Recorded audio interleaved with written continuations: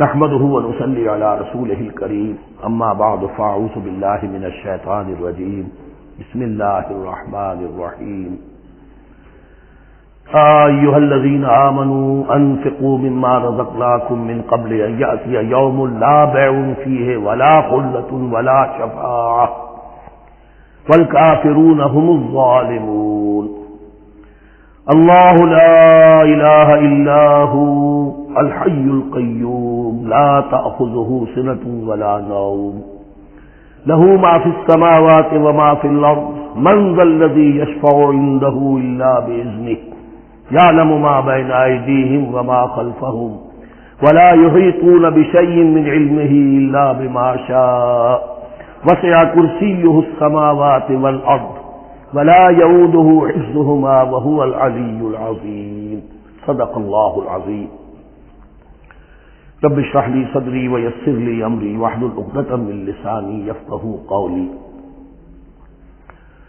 تقریباً 2 رکوعوں پر مشتمل معاملہ طالوت و جالوت کا وہ ہم پڑھ چکے ہیں،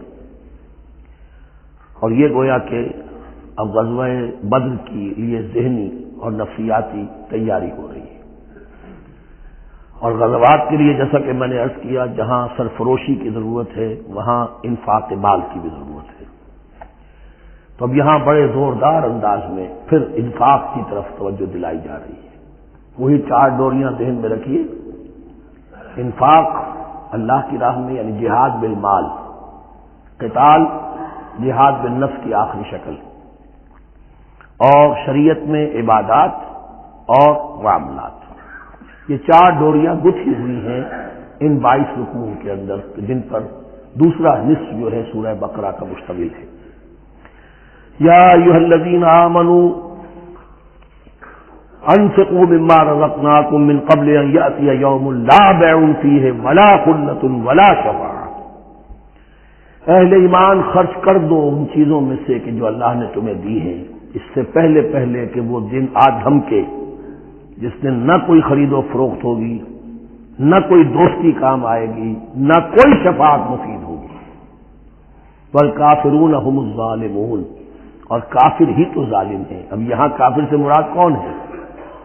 کافر اصطلاحی نہیں، کافر معنوی، جو اللہ کے اس حکم انفاق کی تعمیل نہیں کرتا، دیکھتا ہے کہ دین مغلوب ہے، اس کو غالب کرنے کی جد و جہد ہو رہی ہے، اس کی کچھ تقاضے ہیں، مالی ضرورتیں ہیں اس کی، اور اللہ نے اسے قدرت دی ہے، اس میں خرچ کر سکتا ہے اور نہیں کرتا، وہ ہے اصلی کافر.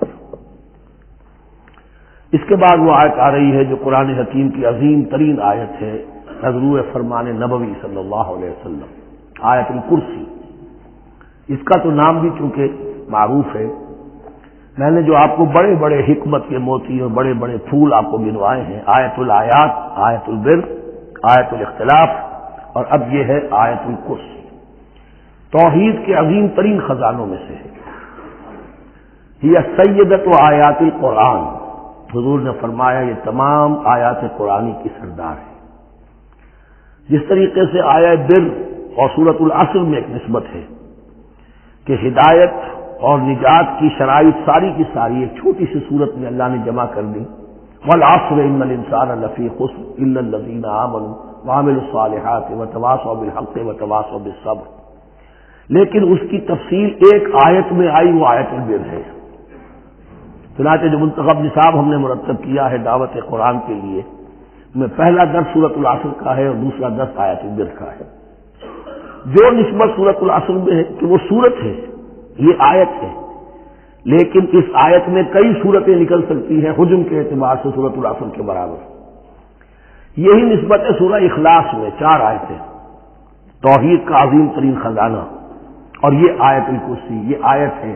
سورہ اخلاص اس میں 4 بن جائیں گی حجم کے اعتبار سے، لیکن اسے حضور نے ثلث قرآن قرار دیا ہے. توحید کے موضوع پر جامع ترین سورۃ الاخلاص، لیکن توحید اور خاص طور پر توحید کی صفات کے موضوع پر عظیم ترین آیت کی آیت الکرسی. اللہ لا الہ الا ہو، اللہ وہ معبود برحق ہے جس کے سوا کوئی الہ نہیں. بڑا کیٹیگوریکل. الحی القیوم، وہ زندہ ہے از خود اور باخود، اس کی زندگی مستعار نہیں ہے۔ وہ جو کہا ہے کہ مانگ کے لائے تھے 4 دن، 2 آرزو میں کٹ گئے، 2 انتظار میں، عمر دراز مانگ کے لائے تھے، اللہ کی زندگی ہے اس کی از خود زندگی، کسی کی دی ہوئی نہیں، اور اس زندگی میں کوئی ضعف نہیں، کوئی کمزوری نہیں، کوئی احتیاج نہیں، آگے آ جائے گا، نہ اسے نیند آتی ہے نہ اونگ آتی ہے۔ قیوم خود اپنی جگہ وہ زندہ جاوید ہستی ہے، اور باقی ہر شے کا وجود اس کے حکم سے قائم ہے، کوئی شے قائم نہیں ہے بغیر اس کے اذن کے۔ تو گویا کہ احد اور الصمد، اللہ اپنی جگہ احد، لیکن باقی پوری کائنات کے لیے صمد ہے، جو سورہ اخلاص میں 2 الفاظ آئے ہیں، قل هو اللہ احد اللہ الصمد، اللہ حی ہے اور قیوم ہے۔ لا تأخذہ سنۃ ولا نوم، اس پر غالب نہیں ہو سکتی نہ نیند نہ اونگ۔ لہ ما فی السماوات و ما فی الارض، آسمانوں اور زمین میں جو کچھ ہے اسی کا ہے، ملکیت تامہ، ملکیت حقیقی اس کی ہے۔ من ذا الذی یشفع عندہ الا باذنہ، کون ہے وہ جو شفاعت کر سکے اس کے پاس مگر اس کی اجازت سے۔ اب یہ مقام آیا ہے سورہ بقرہ میں پہلی مرتبہ، 3 مرتبہ کیٹیگوریکل ڈینائل کے بعد، کوئی شفاعت نہیں، کوئی شفاعت نہیں، کوئی شفاعت نہیں۔ یہاں بھی جو انداز ہے بہت ہی جلالی انداز ہے، منظر نبی، کس کی یہ حیثیت ہے، کس کا یہ مقام ہے، کس کو یہ زور حاصل ہے کہ وہ اپنے اختیار کے بل پر، جو اپنی حیثیت کی بنیاد پر شفاعت کر سکے؟ ہاں، جس کے لیے اللہ اجازت دے دے۔ استثناء کے ساتھ شفاعت کا یہاں پر پہلی مرتبہ آیا، ورنہ سورہ بقرہ کے 6 رکوع کی دوسری آیت، واتقوا یوما لا تجزی نفس عن نفس شیئا ولا یقبل منها شفاعۃ ولا یؤخذ منها عدل ولا هم ينصرون۔ 15 رکوع کی دوسری آیت، واتقوا یوما لا تجزی نفس عن نفس شیئا ولا یقبل منها عدل ولا تنفعها شفاعۃ ولا هم ينصرون۔ اور اب اس سے پہلے کی آیت میں آ چکا ہے ولا شفاعۃ، کوئی شفاعت مفید نہیں ہوگی، لیکن یہ اس میں ایک استثناء ہے۔ اب یہ ذرا باریک مسئلہ ہے کہ شفاعت حقہ کیا ہے، شفاعت باطلہ کیا ہے، تو دورہ ترجمہ قرآن میں اتنی تفاصیل کے ساتھ بحث نہیں کی جا سکتی، وہ ایک علیحدہ موضوع ہے، حال ہی میں نے اس پر اپنے درس میں کاٹ کرا دیے ہیں۔ یعلم ما بین ایدیہم وما خلفہم، وہ جانتا ہے جو کچھ ان کے سامنے اور جس کو پیچھے ہے۔ عام طور پر دنیا میں ہم سفارش کرتے ہیں تو کہتے ہیں کہ بھئی میں جانتا ہوں شخص کو بہتر، اصل میں جیسا کچھ یہ نظر آتا ہے ویسا نہیں ہے، یا جیسا کچھ فیکٹس آن دی فائل آ گئے ہیں وہ بڑے ہی ڈیسیونگ ہے، اصل حقائق کچھ اور ہیں اس کیس کے، وہ میں آپ کو بتاتا ہوں۔ یہ بات اللہ کے سامنے کون کہہ سکتا ہے، جبکہ اللہ تو جانتا ہے جو کچھ ان کے سامنے اور جو کچھ ان کے پیچھے ہے، اور ان کا حال یہ ولا یحیطون بشیء من علمہ الا بما شاء، اور وہ احاطہ کر ہی نہیں سکتے اللہ کے علم سے کسی شے کا سوائے اس کے جو اللہ چاہے۔ باقی ہر ایک کے پاس علم جو ہے اللہ کا عطائی علم ہے، دیا ہوا علم ہے، محدود علم ہے، بڑے سے بڑا رسول ہو، بڑے سے بڑا ولی ہو، بڑے سے بڑا فرشتہ ہو۔ لا علم لنا الا ما علمتنا، ہم پڑھائیں 4 رکوع میں، تو کون کہہ سکتا ہے؟ من ذا الذی یشفع عنده الا باذنہ یعلم ما بین ایدیہم وما خلفہم ولا یحیطون بشیء من علمہ الا بما شاء وسع کرسیہ السماوات والارض، اس کی کرسی تمام آسمانوں اور زمین کو محیط ہے۔ اب کرسی کے 2 مفہوم یہاں ہو سکتے ہیں، ایک یہ کہ اس سے جو معنی مراد ہے یعنی اس کا اقتدار، اس کی قدرت، اس کا جبر، اس کا اختیار، یہ اتھارٹی پوری کائنات کو۔ ایک یہ بھی ہو سکتا ہے کہ اللہ تعالیٰ کے لیے ہم نہیں جان سکتے، یہ آیات متشابہات میں سے ہے کہ کوئی شے بھی ہو واقعتاً جس کو ہم اسے کرسی کہہ سکیں، عرش، کرسی، ان سب کے بارے میں یہ دونوں باتیں ذہن میں رکھیے۔ یہ بھی ہو سکتا ہے کہ ان کی کوئی مجسم حقیقت ہو جو ہمارے ذہن سے، ہمارے تخیل سے ماورا ہے، اور یہ بھی ہو سکتا ہے اس سے استعارہ مراد، اس کا اقتدار و اختیار آسمانوں اور زمین پر چھایا ہوا ہے۔ ولا یؤودہ حفظہما، اور اسے تکان طاری نہیں ہوتی، اس پر ذرا نہیں گزرتا ان دونوں کا تھامنا، ان دونوں کی حفاظت، آسمانوں کی اور زمین کی۔ وہو العلی العظیم، اور وہ العلی ہے، بلند و بالا، اور عظیم ہے، بڑی عظمت والا۔ یہ آیت الکرسی سیدۃ آیات القرآن، تمام آیات قرآن کی سردار اور توحید الہی کا ایک بہت بڑا خزانہ۔ لا اکراہ فی الدین، دین میں کوئی جبر نہیں ہے، یعنی یہ کہ کسی بھی شخص کو نہ کبھی جبرن مسلمان بنایا جائے گا نہ کبھی بنایا گیا۔ استثناءات ہو سکتے ہیں، کسی کا ذاتی کوئی عمل ہو، فعل ہو، کسی نے کیا ہو۔ اسلام میں کسی فرد کو جبرن مسلمان بنانا حرام ہے، لیکن اس آیت کا یہ مطلب نکال دینا کہ نظام باطل کو بھی ختم کرنا جو ہے اس میں کوئی طاقت استعمال نہیں ہو سکتی، یہ حماقت ہے پرلے درجے کی۔ نظام باطل نظام ظلم ہے، ایکسپلائٹ کر رہا ہے لوگوں کو، اللہ اور بندوں کے درمیان حجاب بن گیا ہے، پردہ بن گیا ہے۔ نظام کو طاقت کے ساتھ ختم کرنا فرض ہے مسلمان کا۔ طاقت نہیں ہے تو ٹھیک ہے، طاقت حاصل کرنے کی کوشش کرتا رہے، لیکن جو مسلمان نظام باطل کو ختم کرنے کی آرزو اور ارادے سے خالی ہے، اس کے دل میں یہ ارادہ نہیں ہے، اس کے دل میں ایمان نہیں ہے۔ طاقت اور جبر نظام کو ختم کرنے پر صرف کیا جائے گا، کسی فرد کو مجبوراً مسلمان نہیں بنایا جائے گا۔ یہ ہے اصل میں اس آیت کا مفہوم۔ لا اکراہ فی الدین قد تبین الرشد من الغی، رشد ہدایت واضح ہو چکی ہے کجی سے، جتنی کجیاں ہیں، جتنے غلط راستے ہیں، جتنی شیطانی پگڈنڈیاں ہیں، ان سے جو صراط مستقیم ہے اس کو بالکل مبرہن کر دیا گیا ہے۔ فمن یکفر بالطاغوت، تو جو کوئی بھی طاغوت کا انکار کرے گا، دیکھیے اللہ پر ایمان لانے سے پہلے طاغوت کا انکار ضروری ہے۔ جیسے لا الہ الا اللہ، تو طاغوت، اور طاغوت کون ہے؟ طغا سے سرکش، جس نے اپنی حاکمیت کا اعلان کیا وہ طاغوت، جس نے غیر اللہ کی حاکمیت کو تسلیم کیا وہ طاغوت، اس کے تحت بننے والے سارے انسٹیٹیوشنز طاغوت، جو بھی ادارے ہوں، چاہے کتنے ہی خوشنما ادارے ہوں۔ ہے عدلیہ، لیکن وہ عدلیہ اللہ کے قانون کے مطابق فیصلے نہیں کر رہی، کچھ اور لوگوں کے بنائے ہوئے قانون کے مطابق فیصلے کر رہی، وہ طاغوت ہے۔ جو بھی اللہ کے حدود بندگی سے تجاوز کرتا ہے وہ طاغوت ہے۔ طغیانی کسے کہتے ہیں؟ پانی دریا کی حدوں میں بہہ رہا ہے، لیکن جب وہ اپنی حدوں سے نکلا طغیانی پہ ہے۔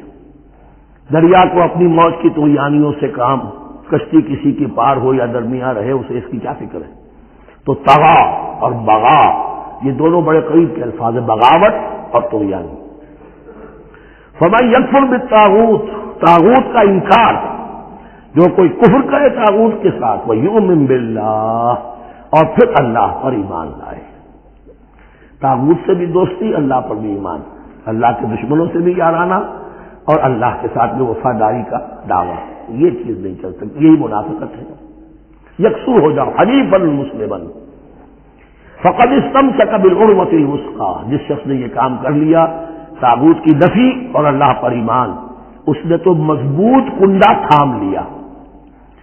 تو سمجھیے کہ اگر کوئی شخص کسی جہاز، سمندری جہاز میں عرشے پر سے گر جائے، تیرنا بھی نہ آتا ہو، کسی طرح ہاتھ پاؤں مار کر وہ کسی کنڈے کے اوپر اگر ہاتھ اس کا پڑ گیا، تو اب وہ سمجھتا ہے کہ اس کو میں نہیں چھوڑوں گا، میری جان اسی سے وابستہ ہے، زندگی اسی سے ہے۔ تو وثقہ، وہ کنڈا اگر کمزور ہے تو پھر گیا، وہ اس کے وزن سے کنڈا ہی نکل گیا، لیکن وہ کنڈا کے جو مضبوط ہے، فقد استمسک بالعروۃ الوثقی، اس نے تو بڑے مضبوط کنڈے پر ہاتھ ڈال دیا ہے، یعنی طاغوت کا انکار اور اللہ پر ایمان، اس نے تھام لیا ہے بہت مضبوط کنڈا۔ اسی لیے ایک حدیث میں آتا ہے اوثق العراء کلمۃ التقوی، یہ جو عروہ کی جمع ہے عراء، اور وثقی اوثق جو ہے اس کا مذکر ہوگا۔ تمام کنڈوں میں سب سے بڑا مضبوط کنڈا جو ہے وہ تقویٰ کا کنڈا ہے، اس کو تھامو مضبوطی کے ساتھ۔ لا اکراہ فی الدین قد تبین الرشد من الغی فمن یکفر بالطاغوت ویؤمن باللہ فقد استمسک بالعروۃ الوثقی لا انفصام لہا، وہ کبھی علیحدہ ہونے والا، ٹوٹنے والا نہیں ہے، یہ کنڈا بہت مضبوط ہے۔ واللہ سمیع علیم، اللہ سب کچھ سننے والا، جاننے والا ہے۔ اللہ ولی الذین آمنوا یخرجہم من الظلمات الی النور، ایمان در حقیقت ایک دوستی کا رشتہ قائم کرتا ہے اللہ اور بندے کے درمیان۔ اللہ ولی ہے اہل ایمان کا، یہ ولایت باہمی ہے، دو طرفہ ولایت ہے۔ بندہ اللہ کا ولی بن جائے، ولی اللہ، الا ان اولیاء اللہ لا خوف علیہم ولا هم يحزنون، اللہ بندے کا ولی ہے، دوستی دو طرفہ ہے۔ اللہ ولی الذین آمنوا یخرجہم من الظلمات الی النور، اللہ پشت پناہ ہے، مددگار ہے، دوست ہے ان کا کہ جو ایمان لائے اور انہیں نکالتا رہتا ہے ظلمات، اندھیروں کے مختلف شیڈز میں سے نور کی طرف۔ یہ آپ نوٹ کریں گے قرآن میں نور ہمیشہ تنہا آتا ہے، واحد، انوار کا لفظ قرآن میں نہیں ہے۔ نور ایک حقیقت واحدہ ہے، لیکن ظلمات ہمیشہ جمع میں آئے گا، اس کے شیڈز مختلف ہیں، شیڈز آف ڈارکنیس، بہت گہری ڈارکنیس ہے، ذرا اس سے کمتر ہے، اس سے کمتر ہے۔ تو جتنے بھی شیڈز ہیں، کفر کا ہے، شرک کا ہے، الحاد کا ہے، مادہ پرستی کا ہے، ایگنوسٹسزم کا ہے، لا ادریت کا ہے، جتنے بھی فلسفے غلط ہیں، جتنے بھی نظریات غلط ہیں، جتنے بھی عمل کی غلط راہیں ہیں، ان سب کے اندھیاروں سے نکال کر اللہ تعالیٰ اہل ایمان کو ایمان کی روشنی کے اندر لاتا رہتا ہے۔ والذین کفروا اولیاءہم الطاغوت، ان کے برعکس جنہوں نے کفر کیا ان کے پشت پناہ اور ساتھی اور مددگار ہیں اب طاغوت، یخرجونہم من النور الی الظلمات، اور وہ ان کو نکالتے رہتے ہیں تدریجاً، اور نور کا کہ تھوڑی بہت رمق ملا بھی تھا انہیں نور کا تو ان سے محروم کر کے ظلمات، یخرجونہم من النور الی الظلمات، نور سے ظلمات کی طرف نکالتے رہتے ہیں۔ اولئک اصحاب النار هم فیہا خالدون، وہ ہیں آگ والے، اس میں ہمیشہ ہمیشہ رہیں گے۔ اللہم اجعلنا من عبادک المؤمنین، اللہم اخرجنا من الظلمات الی النور، آمین یا رب العالمین۔ اب اس کے بعد یہ بڑی عظیم آیت جو آئی ہے توحید کی، اور اس کے بعد یہ بھی اپنی جگہ بڑی عظیم آیات ہیں حکمت اور فلسفہ دین کے اعتبار سے۔ اس کے بعد کچھ واقعات دیے جا رہے ہیں، حضرت ابراہیم علیہ السلام کی زندگی کا ایک واقعہ اور حضرت عزیر علیہ السلام کی زندگی کا واقعہ۔ الم تر الی الذی حاج ابراہیم فی ربہ ان آتاہ اللہ الملک، کیا تم نے دیکھا اس شخص کو جس نے کہ محاجہ کیا تھا، مناظرہ کیا تھا، حجت بازی کی تھی ابراہیم سے، اس وجہ سے کہ اللہ نے اسے بادشاہی دی ہوئی تھی، نمرود۔ یہ ذہن میں رکھیے کہ نمرود اصل میں لقب تھا، کسی کا نام نہیں تھا، جیسے فرعون مصر کے بادشاہوں کا لقب ہے۔ فرعونہ، نماردہ جو ہے یہ عراق کے بادشاہ تھے، بیبیلونیا۔ تو حضرت ابراہیم کی پیدائش بھی شہر ار میں ہوئی تھی کہ جو بیبیلونیا کا ایک شہر تھا عراق کا، اور وہاں بادشاہت تھی نمرود کی۔ جیسے فرعون نے مصر میں دعویٰ کیا تھا اپنی بادشاہی کا اور اپنی خدائی کا، اور یہ ہے سیاسی بادشاہی، یہ نہیں کہ ہم نے دنیا پیدا کی ہے، مطلب یہ اختیار مطلق ہمارے ہاتھ میں ہے، ہم جس چیز کو چاہے غلط قرار دے دیں، جس چیز کو چاہے صحیح قرار دے دیں، یہی ہے اصل میں خدائی اختیار ہاتھ میں لے لیا۔ اللہ کا حق ہے تحریر و تحریم، کسی شے کو حلال کرنا، کسی کو حرام قرار دینا، اختیار واحد اللہ کے ہاتھ میں ہے۔ جس شخص نے بھی اپنے ذمہ لے لیا، قانون سازی کا اختیار لے لیا، اللہ کے قانون سے آزاد ہو کر، وہی طاغوت ہے، وہی شیطان ہے، وہی نمرود ہے، وہی فرعون ہے۔ تو اس نے وہ نمرود نے کہا، محاجہ کیا، قال ابراہیم ربی الذی یحیی و یمیت، میرا رب تو وہ ہے جو زندہ کرتا ہے اور مارتا ہے۔ قال انا احیی و امیت، انہوں نے کہا میں بھی کر سکتا ہوں۔ اس نے جیل سے 2 قیدی منگوائے، دونوں کنڈمڈ تھے، اور ایک کی گردن وہی اڑائی اور ایک کو کہا جاؤ واف، دیکھو میں نے جس کو چاہا زندہ رکھا اور جس کو چاہا مار دیا۔ حضرت ابراہیم نے دیکھا کہ یہ کٹ حجتی پر اترا ہوا ہے، تو العجب المسک تھا، جواب ایسا دیا جانا چاہیے کہ جو اس کو چپ کر دے۔ قال ابراہیم فإن اللہ یاتی بالشمس من المشرق فأت بها من المغرب، حضرت ابراہیم نے فرمایا اللہ تو سورج کو نکالتا ہے مشرق سے، اگر تو خدائی کا مدعی ہے تو نکال کے دکھا اسے مغرب سے۔ فبہت الذی کفر، تو مبہوت ہو کر رہ گیا وہ کافر، اب اس کے پاس کوئی جواب نہیں تھا۔ واللہ لا یہدی القوم الظالمین، اور اللہ ظالموں کو ہدایت نہیں دیا کرتا۔ ہدایت تو نہیں ہوئی، چپ ہو گیا، لیکن چپ کیا ہوا؟ اس کے بعد تو فیصلہ ہوا کہ انہیں آگ میں جھونک دیا جائے۔ او کالذی مر علی قریۃ وہی خاویۃ علی عروشہا، یا پھر اس شخص کے واقعے کو ذرا یاد کرو، کیا تم نے نہیں دیکھا کہ جس کا گزر ہوا ایک بستی پر اور وہ اوندھی پڑی ہوئی تھی اپنی چھتوں پر، اگرچہ مختلف تفاسیر میں مختلف آپ کو شاید اس کی تعبیرات ملے، یہ اصل میں ہوا ہے کہ جب نمرود، جس کا نام تھا بخت نصر، نیبوکیڈنیزر، اس نے 586 قبل مسیح میں، حضرت مسیح سے 586 قبل، اس نے حملہ کیا فلسطین پر. دیکھیے عراق اور فلسطین کی، اسرائیل کی اور عراق کی اس وقت بھی سب سے بڑی دشمنی ہے آپس میں. وہی دشمنی جو ہے 2500 سال پرانی بھی ہے. اس نے وہ نمرود بابل، نیبوکیڈنیزر جس کا نام تھا، اس نے حملہ کیا. 12 لاکھ کی آبادی تھی، 6 لاکھ کو قتل کیا اور 6 لاکھ کو بھیڑوں بکریوں کی طرح ہانکتا ہوا قیدی بنا کر لے گیا. 150 برس تک کیپٹیوٹی میں رہے ہیں یہ، اور یروشلم اجڑا رہا ہے. کوئی نفس نہیں، کوئی متنفس نہیں تھا، کوئی انسان نہیں، کوئی 2 اینٹیں سلامت نہیں چھوڑی. اسی وقت وہ ہیکل سلیمانی جو ہے وہ شہید کیا گیا، اور ان کے کہنے کے مطابق اس کے ایک تہخانے میں وہ تابوت سکینہ بھی تھا جہاں ربائی ان کے موجود تھے، اور وہ ربائی بھی وہیں پر ان کی موت واقع ہوئی اور تابوت سکینہ بھی ہے، اگر ان کا قول صحیح ہے. تو جس زمانے میں یہ اجڑی ہوئی بستی تھی، حضرت عزیر علیہ السلام کا گزر ہوا. انہوں نے دیکھا کوئی متنفس نہیں. تو انہوں نے کیا کہا؟ قال اللہ یحیی ھذہ اللہ بعد موتھا، اللہ اس بستی کو اس کے اس طرح مردہ اور برباد ہو جانے کے بعد کیسے زندہ کرے گا؟ اب اس میں کیسے احیاء ہو سکتا ہے؟ دوبارہ کیسے اس میں لوگ آ کر آباد ہو سکتے ہیں؟ اتنی بڑی بربادی، اتنی تباہی، کوئی متنفس نہیں، کوئی 2 اینٹیں سلامت نہیں. فاماتہ اللہ 100 عام ثم بعث، تو اللہ نے اس پر موت وارد کر دی 100 برس کے لیے، اور پھر انہیں اٹھایا. قال کم لبثت، سوال کیا کتنے عرصے رہے ہو یہاں؟ حضرت عزیر جو ہیں، کیونکہ جو رینائسنس ہوا ہے تاریخ بنی اسرائیل میں، اس کے نقیب، اس کے اصل جو بنیاد ہے وہ یہ. انہوں نے پھر اصلاح کی، جو زوال ان میں آیا تھا اخلاقی اور دینی، پھر یہ اٹھے کمر کس کر جب اللہ تعالیٰ نے یہ مشاہدات کرا دیے، اور پھر جا کر وہاں تبلیغ کی اور دعوت کی دی، اور وہ ان یہودیوں کے اندر جو کیپٹیوٹی میں تھے انہیں پھر اصل دین کی تعلیم دی، روح دین کو زندہ کیا. تو گویا کہ وہاں سے پھر ان کا احیاء ہوا ہے. کب لبثت، کتنے عرصے رہے ہو گے تم؟ قال لبثت یوما و بعض یوم، اب اس کو ایسے محسوس ہوا جیسے سویا تھا تھوڑی دیر کے لیے، میں 1 دن رہا ہوں یا دن کا کچھ حصہ. قال بل لبثت 100 عام، نہیں، اللہ نے فرمایا نہیں، تم 100 سال رہے ہو. فانظر الی طعامک و شرابک لم یتسنہ، تو ذرا اپنے کھانے اور جو مشروب تمہارے ساتھ تھا سفر میں، ذرا اس کو دیکھو، ان کے اندر کوئی بسان پیدا نہیں ہوئی، سڑے نہیں ہیں، ان کے اندر کوئی خرابی پیدا نہیں ہوئی. وانظر الی حمارک، آپ دوسری طرف اپنے گدھے کو دیکھو جو تمہاری سواری کا گدھا تھا.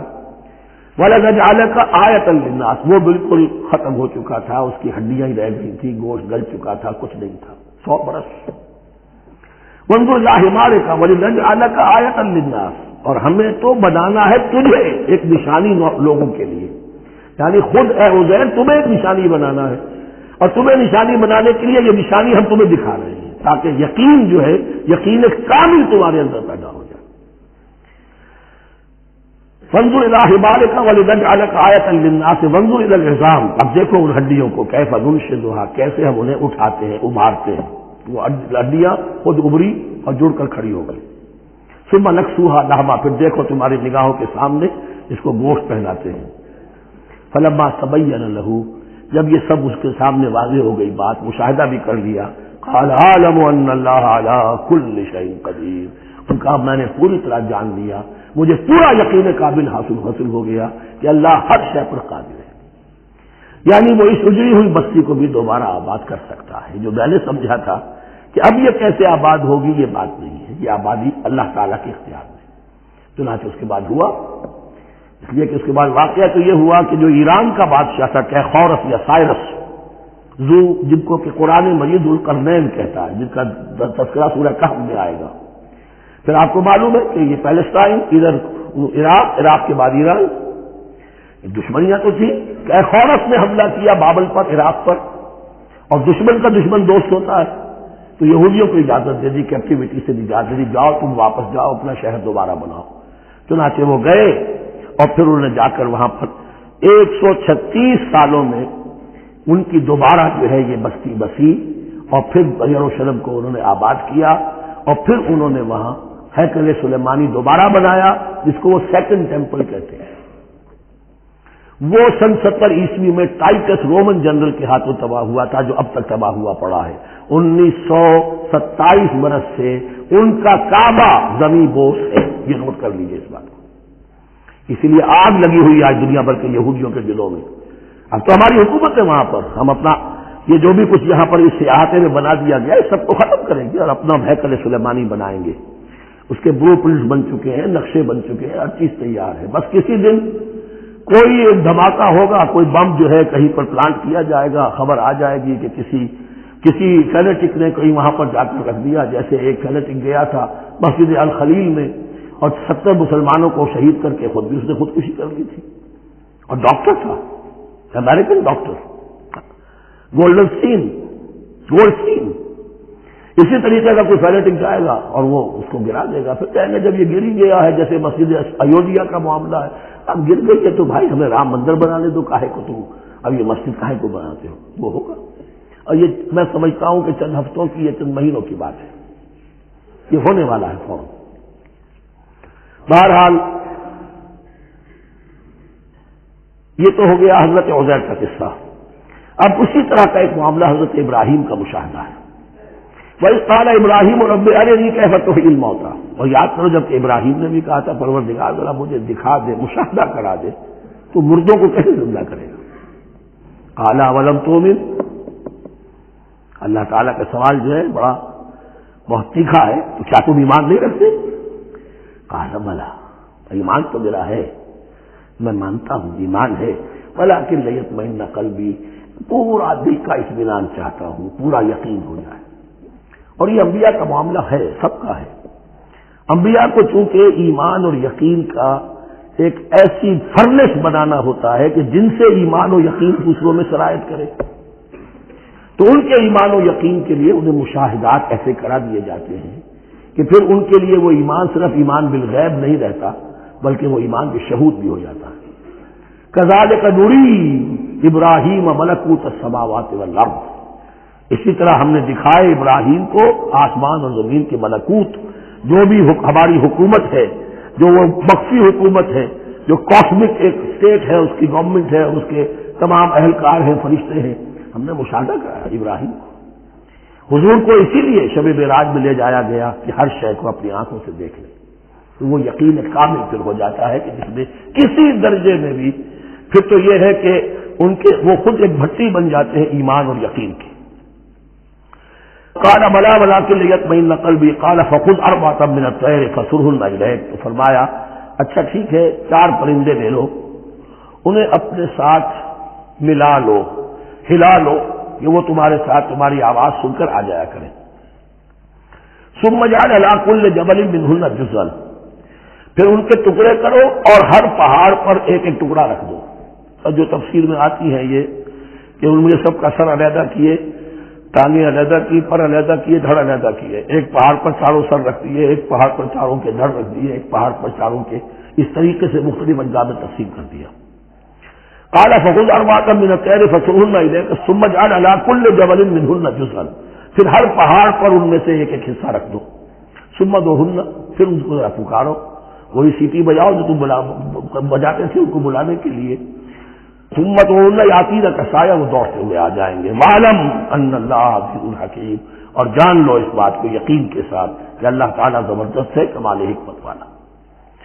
اب 2 رکوع آ رہے ہیں انفاق فی سبیل اللہ پر، اور یہ قرآن مجید کا ذروہ سنام ہے انفاق کے موضوع پر۔ لیکن ان کو پڑھنے سے پہلے نوٹ کر لیجئے کہ اللہ کی رضا جوئی کے لیے اپنا مال خرچ کرنا جو ہے، اس کے لیے دین میں کئی اصطلاحات ہیں۔ کھانا کھلانا، یطعمون الطعام علی حبہ مسکینا ویتیما واسیرا، آتى المال علی حبہ ذوی القربى والیتامى، ایتاء مال، اعطاء، پھر اس سے آگے آتا ہے صدقہ، زکوٰۃ، انفاق، قرض حسنہ۔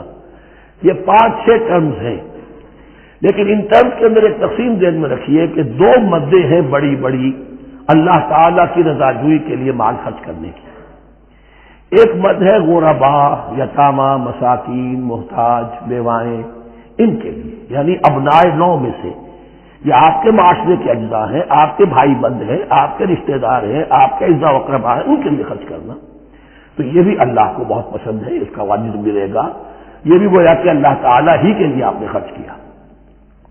ایک عین اللہ کے دین کے لیے خرچ کرنا، انفاق کا لفظ اس کے لیے ہے اور قرض حسنہ اس کے لیے۔ انفاق کے مال، انفاق فی سبیل اللہ، اللہ کی راہ میں خرچ کرنا، اللہ کے دین کی دعوت کو عام کرنا، اللہ کی کتاب کے پیغام کو عام کرنا، اللہ کے دین کی دعوت کو اس طرح ابھارنا کہ باطل کے ساتھ زور آزمائی کرنے والی ایک طاقت پیدا ہو جائے، ایک جماعت وجود میں آئے، ان کے لیے اساز و سامان فراہم کرنا تاکہ دین کے غلبے کی ہر مرحلے کے جو تقاضے اور ضرورتیں وہ پوری ہو سکیں۔ تو جو اس کام میں صرف ہوگا وہ ہے انفاق فی سبیل اللہ یا اللہ کے ذمے قرض حسنہ۔ تو یہاں اصل میں اس کی بات ہو رہی ہے انفاق کی۔ مثل الذین ينفقون اموالهم فی سبیل اللہ ہے، مثال ان کی جو اپنے مال خرچ کرتے ہیں اللہ کی راہ میں۔ عام طور پر یہ فی سبیل اللہ جو ہے وہ سبیل پانی کی بنا دی، وہ بھی سبیل ہے، ٹھیک ہے، وہ بھی سبیل تو ہے، نیکی کا وہ بھی راستہ ہے، سبیل اللہ ہے، لیکن یہ کہ فی سبیل اللہ خرچ جو ہے اس کا بالکل مفہوم اور ہے۔ وہ صدقہ ہے، خیرات ہے، زکوٰۃ بھی اصلاً جو ہے وہ غریبوں کا حق ہے، لیکن اس میں بھی ایک مد سبیل اللہ کی رکھی ہوئی ہے۔ اگر تو آپ کے قریب اعزاء و اقارب ہیں، غربا ہے، تو ان کا حق فائق ہے، پہلے ان کو دیجیے، ورنہ پھر یہ ہے کہ اس میں سے جو بھی ہے وہ دین کے کام کے لیے۔ جب دین یتیمی کی حالت کو آ گیا ہو تو سب سے بڑا یتیم تو دین ہے، آج کے وقت سب سے بڑا یتیم دین ہے۔ بہرحال فی سبیل اللہ انفاق، مثل الذین ينفقون اموالهم فی سبیل اللہ کمثل حبۃ انبتت سبع سنابل فی کل سنبلۃ مئۃ حبہ، مثال ان کی جو اللہ کی راہ میں خرچ کرتے ہیں اللہ کے دین کے لیے، ایسے ہے جیسے ایک دانہ کہ اس سے 7 سنبلیں پیدا ہوئی، 7 خوشے، 7 بالیاں، یہ 7 سٹے۔ باجرے کا سٹا ہوگا کتنے دانے ہوتے ہیں اس میں؟ مکئی کا سٹا ہے اس میں کتنے دانے ہیں؟ فی کل سنبلۃ مئۃ حبہ، اس میں 100 دانے موجود ہیں ہر ایک میں، تو ایک دانے سے 700 دانے وجود میں آ گئے۔ اسی طریقے سے اللہ تعالیٰ جو بھی اس کے دین کے لیے مال خرچ کرے گا اس کے مال میں اضافہ کرے گا، اللہ تعالیٰ ان کو جزا دے گا اور اس کو بڑھاتا رہے گا اپنے ہاں۔ واللہ یضاعف لمن یشاء، اور یہ تو تمہیں تمثیلاً بتایا ہے، اللہ اس سے بھی دگنا کرے گا جس کو چاہے گا، صرف 700 گنا نہیں، اور جتنا چاہے گا بڑھائے گا۔ واللہ واسع علیم، اللہ کے خزانوں میں کوئی کمی نہیں ہے، بڑی وسعت والا ہے اللہ، بہت سمائی والا ہے اور وہ سب کچھ جاننے والا ہے۔ الذین ينفقون اموالهم فی سبیل اللہ، پھر جو لوگ کہ اپنا مال خرچ کرتے ہیں اللہ کی راہ میں، ثم لا یتبعون ما انفقوا منا ولا اذى، پھر جو کچھ وہ خرچ کرتے ہیں اس کے بعد نہ تو تکلیف پہنچاتے ہیں نہ احسان جتاتے ہیں۔ دیکھیے جی میں نے اس وقت اتنا چندہ دیا تھا، معلوم ہوا کہ میرا حق جو ہے وہ زیادہ ہے، پھر میری بات مانی جانی چاہیے۔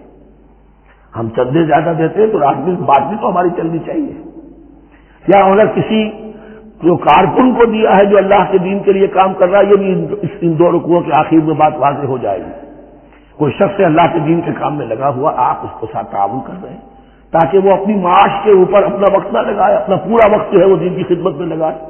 لیکن اب اگر کہیں آپ نے اس کو جتا بھی دیا، اس پر احسان بھی رکھ دیا، کوئی تکلیف دہ کلمہ کہہ دیا، تو جو آپ کا اجر و ثواب تھا وہ 0 ہو جائے گا۔ الذین ينفقون اموالهم فی سبیل اللہ ثم لا یتبعون ما انفقوا منا ولا اذى، جو انفاق کرتے ہیں اس کے بعد اس کے پیچھے نہ تو جتلاتے ہیں نہ کوئی اور تکلیف پہنچاتے ہیں۔ لہم اجرہم عند ربہم ولا خوف علیہم ولا هم یحزنون، ان کا اجر ان کے رب کے پاس محفوظ ہے اور ان کے لیے مغفرت ہے۔ ولا خوف علیہم ولا هم یحزنون، ان کے اوپر نہ کوئی خوف ہوگا اور نہ کوئی حزن سے دوچار ہوں گے۔ قول معروف، بھلی بات کہنا، ومغفرہ اور درگزر کرنا، خیر بہتر ہے من صدقۃ، اس خیرات سے یتبعھا اذی، جس کے بعد کہ اذیت پہنچائی جائے۔ کوئی آپ سے فرض کیجئے کوئی ضرورت کے لیے آئی گیا ہے، کسی نے ہاتھ پھیلا دیا ہے، اگر آپ نہیں کر سکتے مدد، قول معروف، نرمی کے ساتھ جواب دے دیجئے، معروف کر لیجئے۔ یا یہ ہے کہ اگر کسی سائی نے آپ کے ساتھ درستی کی ہے تو پھر بھی یہ ڈانٹیے نہیں، وہ مسائل فلا تنہر، پھر بھی یہ ہے کہ مغفرت معاف کیجیے۔ یہ کہیں بہتر ہے اس سے کہ دے تو دیا، خیر من صدقۃ یتبعها اذى، اس کے بعد اسے دو چار جملے بھی سنوا دیے، کوئی اور سلواتیں بھی سنا دی اسے، تو اس کا کوئی فائدہ نہیں ہوا۔ واللہ غنی حلیم، اللہ تعالیٰ غنی ہے اور حلیم ہے۔ یہ کیوں کہا گیا کہ تم اگر کسی کو دے رہے ہو تو اصل میں اللہ کو دے رہے ہو۔ ایک حدیث میں آتا ہے کہ اللہ تعالیٰ اپنے بندے سے شکایت کرے گا، اے میرے بندے تیرے پاس مال تھا، میں نے تجھ سے مال طلب کیا تھا، میں بھوکا تھا، میں نے تجھ سے روٹی مانگی، تو نے مجھے کھلایا نہیں۔ بندہ کہے اللہ تو غنی ہے، تجھے بھوک، تجھے احتیاج ہے، کہ وہ جو میرا بندہ تھا جو بھوکا تھا اس نے جو مانگا تھا تجھ سے وہ میں ہی تھا، میرا بندہ تھا، الخلق عیال اللہ، تجھ سے کھانے کو نہیں دیا تم نے، گویا کہ مجھے نہیں دیا۔ اے میرے بندے میں ننگا تھا، میں نے تجھ سے میں چاہا کہ میرا سطر ڈھانپ دے، مجھے کوئی لباس دے دے، لیکن یہ کہ تو نے نہیں دیا۔ یہ اسی طریقے سے تو سمجھ لیجئے کہ اللہ تو غنی ہے، جو دے رہے ہو سمجھ لو کہ اللہ کو دے رہے ہو، اور حلیم ہے، وہ حلم والا ہے، فوراً نہیں پکڑتا تمہیں۔ تم جو بھی کرتے ہو جو دل سے اتری ہوئی شے وہ اللہ کے نام پہ دے دو، جو ردی چیزیں وہ اللہ کے نام پہ دے دو، تو اللہ تعالیٰ کی غیرت جو ہے اسی وقت اگر جوش میں آ جائے اور تمہیں پیس کے سرما کر دے وہ تو وہ کر سکتا ہے، ایک نہیں حلیم ہے، وہ دیکھتا ہے کہ میری توہین کر رہا ہے، مجھے دے رہا ہے اور یہ دے رہا ہے۔ یا ایھا الذین آمنوا لا تبطلوا صدقاتکم بالمن والاذی، اے اہل ایمان اپنے صدقات کو باطل نہ کر لو، نفیہ منسیہ ہو جاتے ہیں، بالمن والاذی، جتلا کر اور کوئی اذیت بخش بات کہہ کر، کالذی ينفق مالہ رئاء الناس، ان لوگوں کی طرح، اس شخص کی طرح جو اپنا مال خرچ کرتا ہے لوگوں کو دکھانے کے لیے، دے تو رہا ہے صدقات، چیریٹی ہاؤس، بڑے بڑے ادارے قائم کر دیے ہیں، یہ کس سب ریاکاری ہے۔ کوئی سرکار دربار میں رسائی کے لیے فاؤنڈیشنز بنے ہوئے، کچھ اپنے وہ ٹیکس بچانے کے لیے، کچھ اور اپنی ناموری، کیونکہ پھر الیکشن بھی لڑنا ہے، یہ سارے کام جو ہوتے ہیں اللہ جانتا ہے کس کی کیا نیت ہے۔ لا تبطلوا صدقاتکم بالمن والاذی کالذی ينفق مالہ رئاء الناس ولا یؤمن باللہ والیوم الآخر، جو ریاکاری کر رہا ہے وہ حقیقت میں ایمان نہیں رکھتا اللہ پر اور یوم آخر پر۔ یہ ریا اور یہ ایمان ایک دوسرے کی ضد ہے، جیسا کہ حدیث بار بار سنا چکا ہوں، من صلی یرائی فقد اشرکا ومن صام یرائی فقد اشرکا ومن تصدق یرائی فقد اشرکا، جس نے دکھاوے کے لیے نماز پڑھی اس نے شرک کیا، جس نے دکھاوے کے لیے روزہ رکھا اس نے شرک کیا، جس نے دکھانے کے لیے لوگوں کو صدقہ خیرات دیا اس نے شرک کیا۔ ولا یؤمن باللہ والیوم الآخر فمثلہ کمثل صفوان علیہ تراب فاصابہ وابل فترکہ صلدا، تو اس کی مثال اس چٹان کی سی ہے اس پر کچھ تھوڑا سا غبار، کچھ ریت جم گئی تھی، تو اگر کسی چٹان کے اوپر کچھ تھوڑی سی تہ آ گئی ہو مٹی کی، وہاں آپ نے کوئی بیج ڈال دیے، کوئی فصل بھی ہو گئی، فاصابہ وابل، اب آیا زوردار ایک بارش کا چھینٹا پڑا، زوردار بیج پڑا، فترکہ صلدا، وہ ساری اوپر کی تھوڑی سی تہ تھی وہ مٹی بھی بہ گئی اور آپ کی محنت بھی گئی، وہ آپ کا بیج بھی گیا اور آپ کی فصل بھی گئی، وہ چٹان جو ہے چٹیل چٹان وہ اندر سے نکل آئی، یعنی سب کچھ گیا۔ ریاکاری میں اس کا مطلب یہ ہے مال بھی دیا اور حاصل کچھ نہ ہوا، بیج بھی گیا، اور اللہ کے ہاں کسی اجر و ثواب کا سوال ہی نہیں۔ لا یقدرون علی شیء مما کسبوا، جو محنت انہوں نے کی تھی، اس تھوڑی سی مٹی جو جم گئی تھی اس میں بھی کچھ ہل چلایا تھا، کچھ بیج ڈالا تھا، اب اس میں کوئی قدرت انہیں حاصل نہیں ہے، سب کچھ گیا۔ واللہ لا یہدی القوم الکافرین، اور اللہ ایسے کافروں کو ہدایت نہیں دیتا، راہ یاب نہیں کرتا۔ ومثل الذین ينفقون اموالهم ابتغاء مرضات اللہ، اس کے برعکس وہ لوگ، کوئی سائملٹینیس کنٹراسٹ، جب ایک ریاکاری کے خرچ کے لیے وہ ایک مثال دی گئی، تمثیل و تشبیہ دی گئی، تو اب جو واقعتاً اللہ تعالیٰ کے اجر و ثواب کے لیے خلوص و اخلاص کے ساتھ خرچ کرتا ہے اس کے لیے بھی مثال۔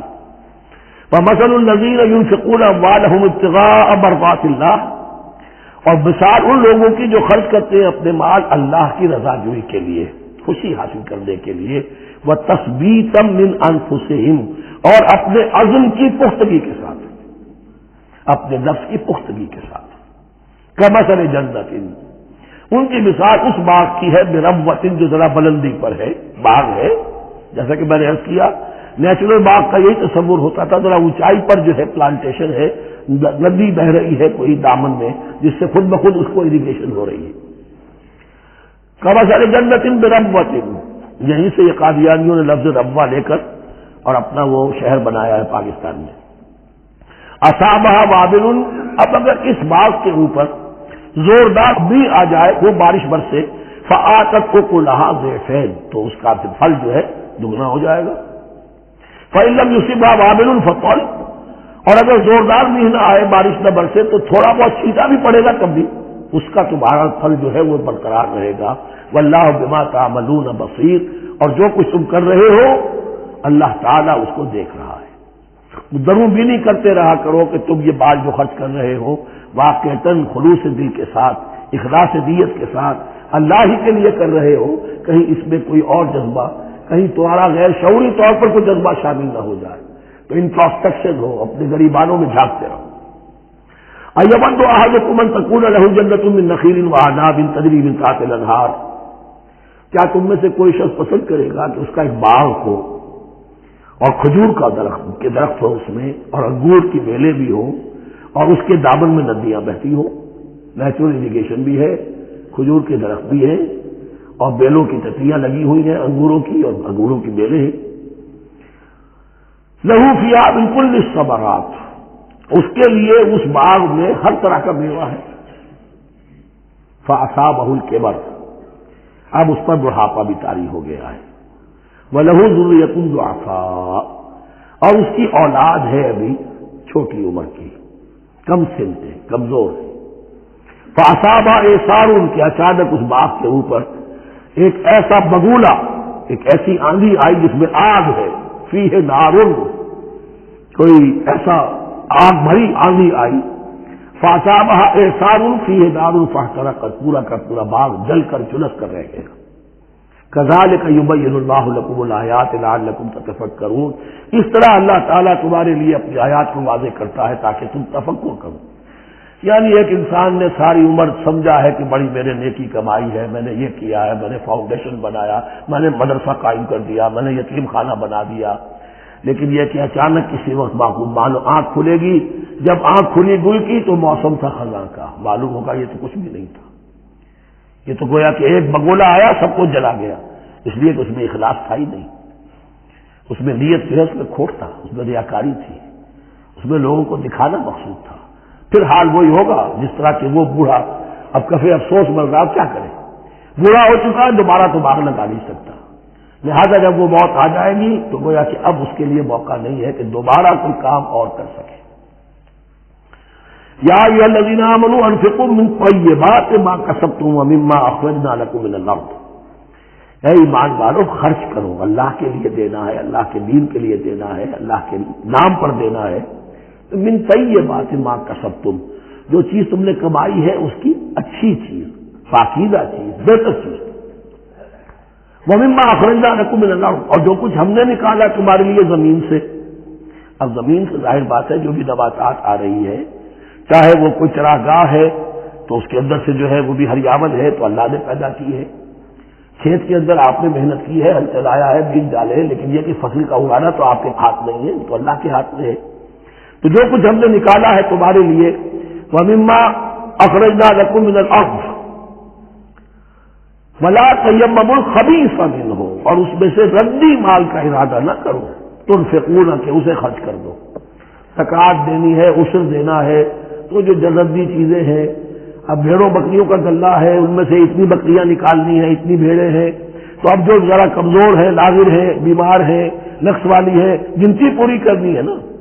اسی طریقے سے عشر نکالنا ہے تو گندم کا ڈھیر لگا ہوا ہے، اس میں سے کہیں بارش پڑ رہی تھی، وہ نکال دو. ولا تیمموا، تیمم کے معنی یہاں نوٹ کر لیجئے قصد کرنے کے. ولا تیمموا الخبیث منہ، کہ اس میں سے جو ردی مال ہے، جو ناپسند ہے، اس کا قصد نہ کرو. تنفقون، کہ اسے خرچ کرو. وَلَسْتُمْ بِآخِذِیہ، اور تم ہرگز نہیں ہوں گے اس کو لینے والے. ایسا بھی تو ہو سکتا ہے کہ تم محتاج ہو جاؤ اور تمہیں ضرورت پڑ جائے، پھر اگر تمہیں کوئی ایسی چیز دے گا تو تم قبول نہیں کرو گے. وَلَسْتُمْ بِآخِذِیہ إِلَّا أَن تُغْمِضُوا فِیہ، اللہ یہ کہ چشم پوشی کرنے پر مجبور ہو جاؤ، احتیاج اس درجے کی ہو کہ جو بھی مل جائے، ردی مل جائے، اچھا مل جائے، نفیس مل جائے، خبیث مل جائے، جو بھی مل جائے چشم پوشی کرو. اس کے سوا آدمی جو ہے وہ اپنے طیب خاطر کے ساتھ جو ہے وہ ردی شے قبول نہیں کر سکتا۔ وَاعْلَمُوا أَنَّ اللَّهَ غَنِيٌّ حَمِيدٌ، پھر دیکھیے غنی کا لفظ، جو کچھ دے رہے ہو یہ نہ سمجھو کہ اسے دے رہے ہو، محتاج کو دے رہے ہو، ضرورت مند کو دے رہے ہو، بلکہ یوں سمجھو کہ اللہ کو دے رہے ہو۔ وَاعْلَمُوا أَنَّ اللَّهَ غَنِيٌّ حَمِيدٌ، جان لو کہ اللہ تعالیٰ غنی ہے اور حمید ہے۔ حمید یعنی اپنی ذات میں خود محمود۔ ایک کسی شے کی اچھائی یا حسن یا کمال ایسا ہوتا ہے جسے ظاہر کیا جائے، دیکھو بھائی اس میں یہ خوبصورتی ہے، اور ایک وہ خوبصورتی ہوتی ہے جو از خود ظاہر ہے۔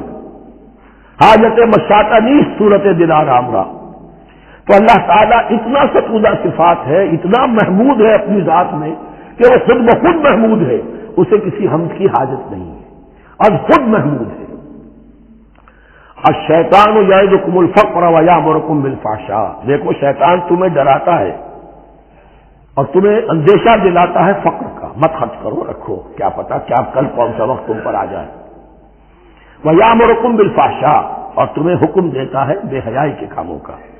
واللہ یعدکم مغفرۃ منہ وفضلا، اور اللہ وعدہ کر رہا ہے تم سے اپنی طرف سے مغفرت کا اور فضل کا۔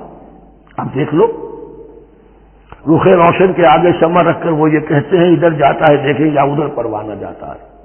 اب شیطان کی طرف جانا چاہتے ہو، اس کی بات ماننا چاہتے ہو، خوف رکھتے ہو کہیں ایسا نہ ہو جائے کہ فقر آ جائے مجھ پر، مجھے اپنا مال سنبھال کر رکھنا چاہیے، سیف سینٹر رکھنا چاہیے، تو تم شیطان کی چال میں آ گئے، تم نے اس کی پیروی کی۔ اور اگر تم نے اپنا اللہ کی راہ میں خرچ کر دیا، اللہ پر اعتماد کرتے ہوئے، وہ میری ساری حاجتیں پوری کرے گا، آج کر رہا ہے کل کرے گا انشاءاللہ۔ تو یہ ہے واللہ یعدکم مغفرۃ منہ وفضلا واللہ واسع علیم، اللہ بہت وسعت والا ہے، اس کے خزانوں کی کوئی محدودیت کا تصور اپنے ذہن میں نہ رکھو، اور سب کچھ جاننے والا ہے۔ یؤتی الحکمۃ من یشاء، لیکن یہ باتیں حکمت کی ہیں، ایک ہے ظاہر ایک ہے باطن۔ باطن جو ہے وہ حکمت سے نظر آتا ہے، ظاہر تو سب کو نظر آ رہا ہے۔ کسی شے کی حقیقت کیا ہے، اہل نظر ذوق نظر خوب ہے، لیکن جو شے کی حقیقت کو نہ دیکھے وہ نظر کیا، وہ حقیقت جس پر عیاں ہو جاتی وہ ہے حکیم۔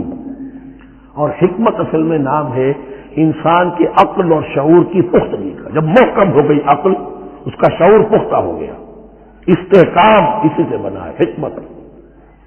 یؤتی الحکمت، اللہ تعالیٰ یہ فہم کی پختگی، عقل کی پختگی، شعور کی پختگی، حقائق رسی، حقائق تک پہنچ جانے کی صلاحیت دیتا ہے جس کو چاہتا ہے۔ وَمَن یُؤْتَ الْحِکْمَةَ فَقَدْ أُوتِیَ خَیْرًا کَثِیرًا، اور جسے حکمت دے دی گئی اسے تو خیر کثیر عطا ہو گیا، اس سے بڑا تو خیر کوئی اور ہے ہی نہیں۔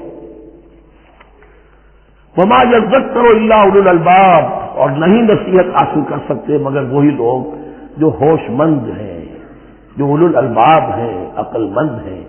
لیکن جو دنیا پر ریجھ گئے ہیں، جن کے سارا دلی اطمینان اسی پر ہے کہ کافی ہے، بینک بیلنس بھی ہے، یہ بھی ہے، وہ بھی ہے، اتنے سٹاکس بھی ہیں، اتنا یہ بھی ہے، اتنا ہمارا جو ہے وہ جو بیلنس شیٹ آئی ہے اس کے ایسٹس یہ ہے، اگر اسی پر سارا بھروسہ اور اطمینان ہے تو ظاہر بات ہے وہ اولو الالباب نہیں ہے۔ وَمَا أَنفَقْتُم مِّن نَّفَقَةٍ أَوْ نَذَرْتُم مِّن نَّذْرٍ، اور جو بھی کچھ تم خرچ کرتے ہو، جو بھی نفقہ، جو بھی خیرات تم دیتے ہو، اور نظر تم من نظرین، اور یا جو بھی نظر تم دیتے ہو اللہ کے نام پر، منت مانگتے ہو، فإن اللہ یعلم، اللہ تعالیٰ اس سب کو جانتا ہے۔ وما للظالمین من انصار، اور یقیناً ظالموں کے لیے کوئی مددگار نہیں ہوں گے۔ ان تبدوا الصدقات فنعما ہی، صدقات کو تو اگر تم کھل کر اعلانیہ دو تب بھی ٹھیک ہے، اور خاص طور پر زکوٰۃ کا تو معاملہ اعلانیہ ہے ہی ہے۔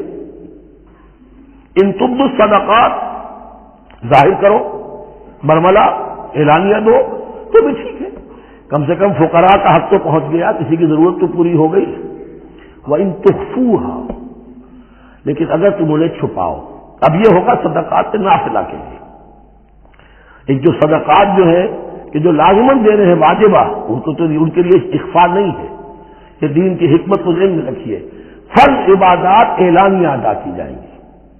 یہ وسوسہ بھی شیطان بہت سے لوگوں کے دلوں میں ڈال دیتا ہے کہ کیا 5 وقت جا کے مسجد میں نماز پڑھنی ہے، لوگوں پر اپنے تقویٰ کا روب گھانٹنا چاہتے ہو، گھر میں پڑھ لیا کرو۔ یا داڑھی رکھو گے کیا چاہتے ہو؟ تم چاہتے ہو کہ لوگ تمہیں سمجھے متقی ہے تو میں اس لیے داڑھی نہیں رکھتا، ہوتا ہے محسوس۔ لیکن جو چیز واجب ہے وہ الگ اعلان کرو، اس کے اظہار میں کوئی رکاوٹ نہیں۔ ہاں جو صدقات نافلہ ہیں، جو نماز نفل ہے اسے چھپا کر کرو، اس کا اظہار بہت بڑا فتنہ ہوتا ہے، نفل عبادت کا اظہار بہت بڑا فتنہ ہے۔ وَإِن تُخْفُوهَا، اگر چھپاؤ، وَتُؤْتُوهَا الْفُقَرَاءَ، اور تم وہ ضرورت مندوں کو دے دو، فَهُوَ خَيْرٌ لَكُمْ، وہ تمہارے لیے بہت بہتر ہے۔ اب دیکھیے خیر لکم کہا، یہ تمہارے لیے بہتر ہے۔ پہلے کہا تھا ظاہر کر کے دیتے ہو فنعما ہی، وہ بھی ٹھیک ہے، اس لیے کہ فقراء کا حق تو چلیے ادا ہو گیا، کچھ نہ کچھ مل تو گیا، خسیس کے اور کنجوس کے مال میں سے کچھ نکلا تو صحیح۔ ان تبدوا الصدقات فنعما ہی وان تخفوها وتؤتوها الفقراء فهو خیر لکم ویکفر عنکم من سیئاتکم، اور اللہ تعالیٰ دور کر دے گا تم سے تمہاری برائیوں کو۔ واللہ بما تعملون خبیر، اور جو کچھ تم کر رہے ہو اللہ تعالیٰ اس سے باخبر ہے۔ لیس علیک ھداھم، اے نبی آپ کے ذمے نہیں ہے کہ ان کو ہدایت دے دیں۔ آپ یہ دیکھیں علیک ذمہ داری ہو جاتی ہے، فرض۔ لام لکا یہ ہو جاتا ہے کسی کے حق میں۔ القرآن حجت لکا او علیکا، یا یہ قرآن تمہارے حق میں حجت ہے، یہ شفاعت کرے گا تمہاری قیامت کے دن اگر تم نے اسے مانا جیسے کہ ماننے کا حق ہے، پڑھا جیسے کہ پڑھنے کا حق ہے، عمل کیا جیسے کہ عمل کرنے کا حق ہے، پھر اس کی دعوت و تبلیغ کی جیسے کہ اس کا حق ہے، تو یہ تمہارے حق میں حجت ہوگا۔ اور اگر تم نے اس کے حقوق ادا نہ کیے یہ تمہارے خلاف مدعی بن کر کھڑا ہو جائے گا۔ القرآن حجت لک او علیک، یہ تم پر آئے گا وبال۔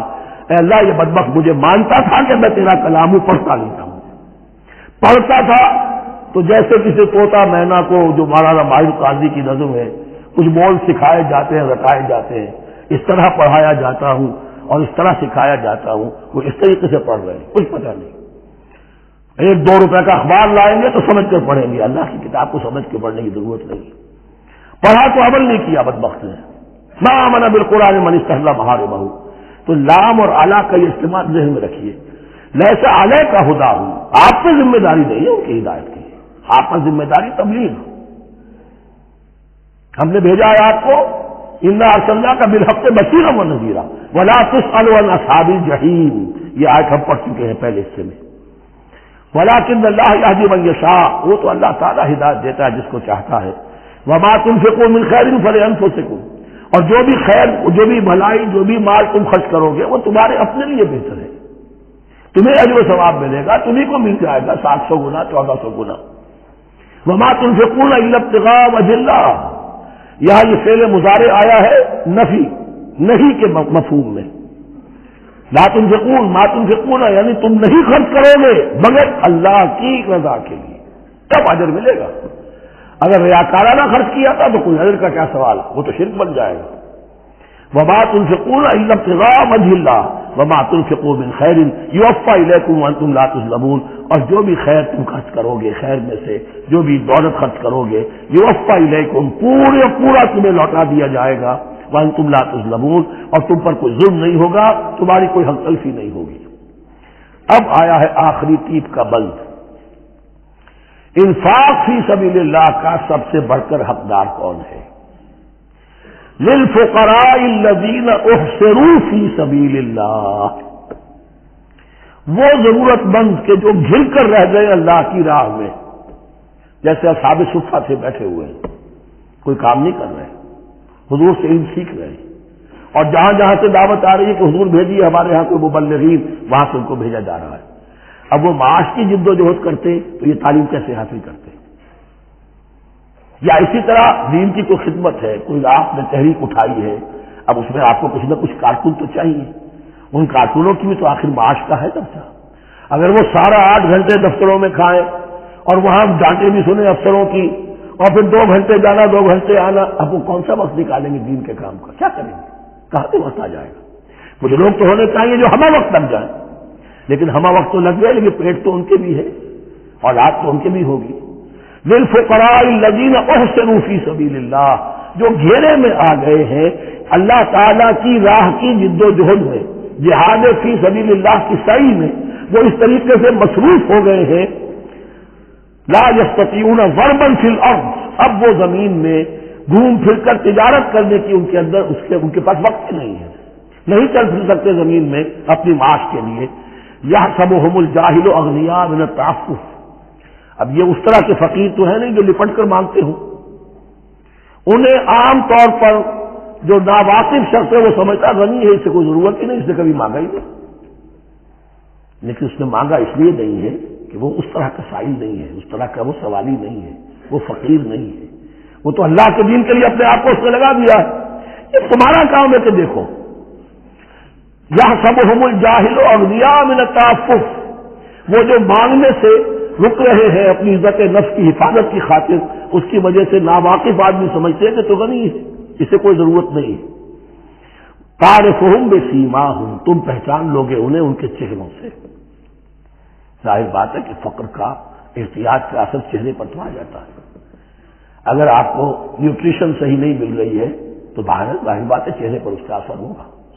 تعرفهم بسیماہم لا یسألون الناس الحافا، وہ لپٹ کر لوگوں سے سوال نہیں کرتے، مانگتے نہیں ہیں، وہ ان سائلوں کی طرح نہیں ہے جو اصل میں اپنی محنت وصول کرتے ہیں، کھڑے ہو کر آپ کے سر ہو کر آپ سے کچھ نہ کچھ نکلوا لیتے ہیں زبردستی، اس طریقے سے تو وہ نہیں مانگیں گے۔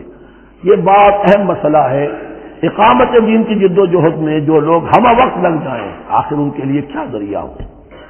میں یہاں تفصیل میں نہیں جا سکتا، وقت بھی اس چل کر ختم ہو رہا ہے، لیکن یہ سمجھ لیجئے کہ یہ دو رکوع جو ہیں، انفاق کا پورا مضمون، اس کا کلائمیکس جو ہے وہ یہ آیت ہے، للفقراء الذین احصروا فی سبیل اللہ لا یستطیعون ضربا فی الارض یحسبهم الجاہل اغنیاء من التعفف تعرفهم بسیماہم لا یسألون الناس الحافا وما تنفقوا من خیر فإن اللہ بہ علیم، اور جو بھی تم دولت مال خرچ کرو گے تو اللہ تعالیٰ اس کے علم میں ہوگا، یہ نہ سمجھنا کہ اللہ کے علم میں نہیں ہے۔ خاموشی کے ساتھ، اخفاء کے ساتھ ایسے لوگوں کے ساتھ تعاون کرو گے تو اللہ تعالیٰ جو ہے تمہیں اس کا پورا بھرپور بدلہ دے گا۔ الذین ينفقون اموالهم باللیل والنہار سرا وعلانیۃ فلہم اجرہم عند ربہم ولا خوف علیہم ولا هم یحزنون۔ الذین یأکلون الربا لا یقومون الا کما یقوم الذی یتخبطہ الشیطان من المس، ذلك بأنهم قالوا إنما البيع مثل الربا وأحل الله البيع وحرم الربا، فمن جاءه موعظة من ربه فانتهى فله ما سلف وأمره إلى الله ومن عاد فأولئك أصحاب النار هم فيها خالدون۔ صدق الله العظيم۔ رب اشرح لي صدري ويسر لي أمري واحلل عقدة من لساني يفقهوا قولي۔ ابھی سورہ مبارکہ کا وہ رکوع ہم پڑھ رہے ہیں کہ جو آج کے حالات میں اہم ترین ہے، اس لیے کہ اس دور میں اللہ کے خلاف بغاوت کی سب سے بڑی شکل تو ہے غیر اللہ کی حاکمیت کا تصور، سب سے بڑا شرک یہ ہے۔ نفسیاتی اعتبار سے سب سے بڑا شرک مادے پر توکل، بتوں سے تجھ کو امید خدا سے نو امیدی، مجھے بتا تو صحیح اور کافری کیا ہے۔ لیکن یہ نفسیاتی اور داخلی بات ہے۔ خارجی اور واقعاتی دنیا میں سب سے بڑا شرک اس وقت وہ غیر اللہ کی حاکمیت، جو اب عوامی شکل اختیار کر گئی، عوامی حاکمیت۔ اور اس کے بعد اس وقت کے گناہوں میں، بدعملی میں سب سے بڑا فساد جو ہے وہ سود کی بنیاد پر ہے۔ سب سے بڑا فتنہ، سب سے بڑا فساد دنیا میں جو اس وقت سب سے بڑی شیطنت ہے، جو یہودیوں کے ذریعے سے پورے گلوب کو اپنی گرفت میں لینے کے لیے بےتاب ہے، وہ یہی ہے جو سود کا حد کرنا ہے، اس کی حرمت۔ یہاں ایک سوال میرے ذہن میں کبھی کبھی پیدا ہوتا تھا کہ یہ جو پہلی آیت ہے اس کا تعلق تو انفاق فی سبیل اللہ کے ساتھ ہے، اس سے پچھلے رکوع کے ساتھ شامل ہونا چاہیے تھا، لیکن بعد میں یہ حقیقت مجھ پر منکشف ہوئی کہ بڑی حکمت کے ساتھ اس آیت کو اس رکوع کے ساتھ شامل کیا گیا ہے۔ وہ حکمت میں بعد میں بیان کروں گا۔ الذین ينفقون اموالهم باللیل والنہار، وہ لوگ کہ جو اپنا مال خرچ کرتے رہتے ہیں رات کو بھی دن میں بھی، سرا وعلانیۃ، خفیہ طور پر بھی اعلانیہ بھی، صدقات واجبہ اعلانیہ، صدقات نافلہ خفیہ، انفاق فی سبیل اللہ خفیہ۔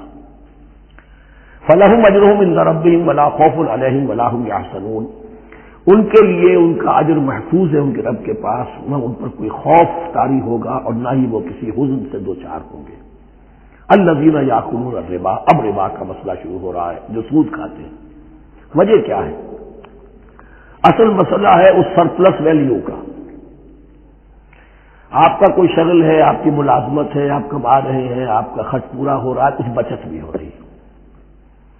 اب اس بچت کا اصل مصرف کیا ہے؟ یسألونک ماذا ينفقون قل العفو، اصل راستہ تو یہ ہے کہ اس کو دے دو اللہ کی راہ میں، یا محتاجوں کو یا اللہ کے دین کو۔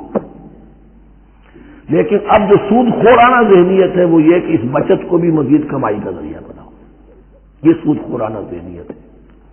لہذا اصل میں سود خوری انفاق کا کی ضد ہے، اور یہ عقدہ مجھ پر کھلا جبکہ القرآن یفسر بعضہ بعضا، اس اصول کے تحت جب سورہ روم کی آیات کا میں نے مطالعہ کیا، وہاں یہی شکل آپ کو نظر آئے گی کہ ان دونوں کو مقابلے میں لایا گیا ہے، اللہ کی رضا جوئی کے لیے انفاق اور ربا، سود پر رقم دینا۔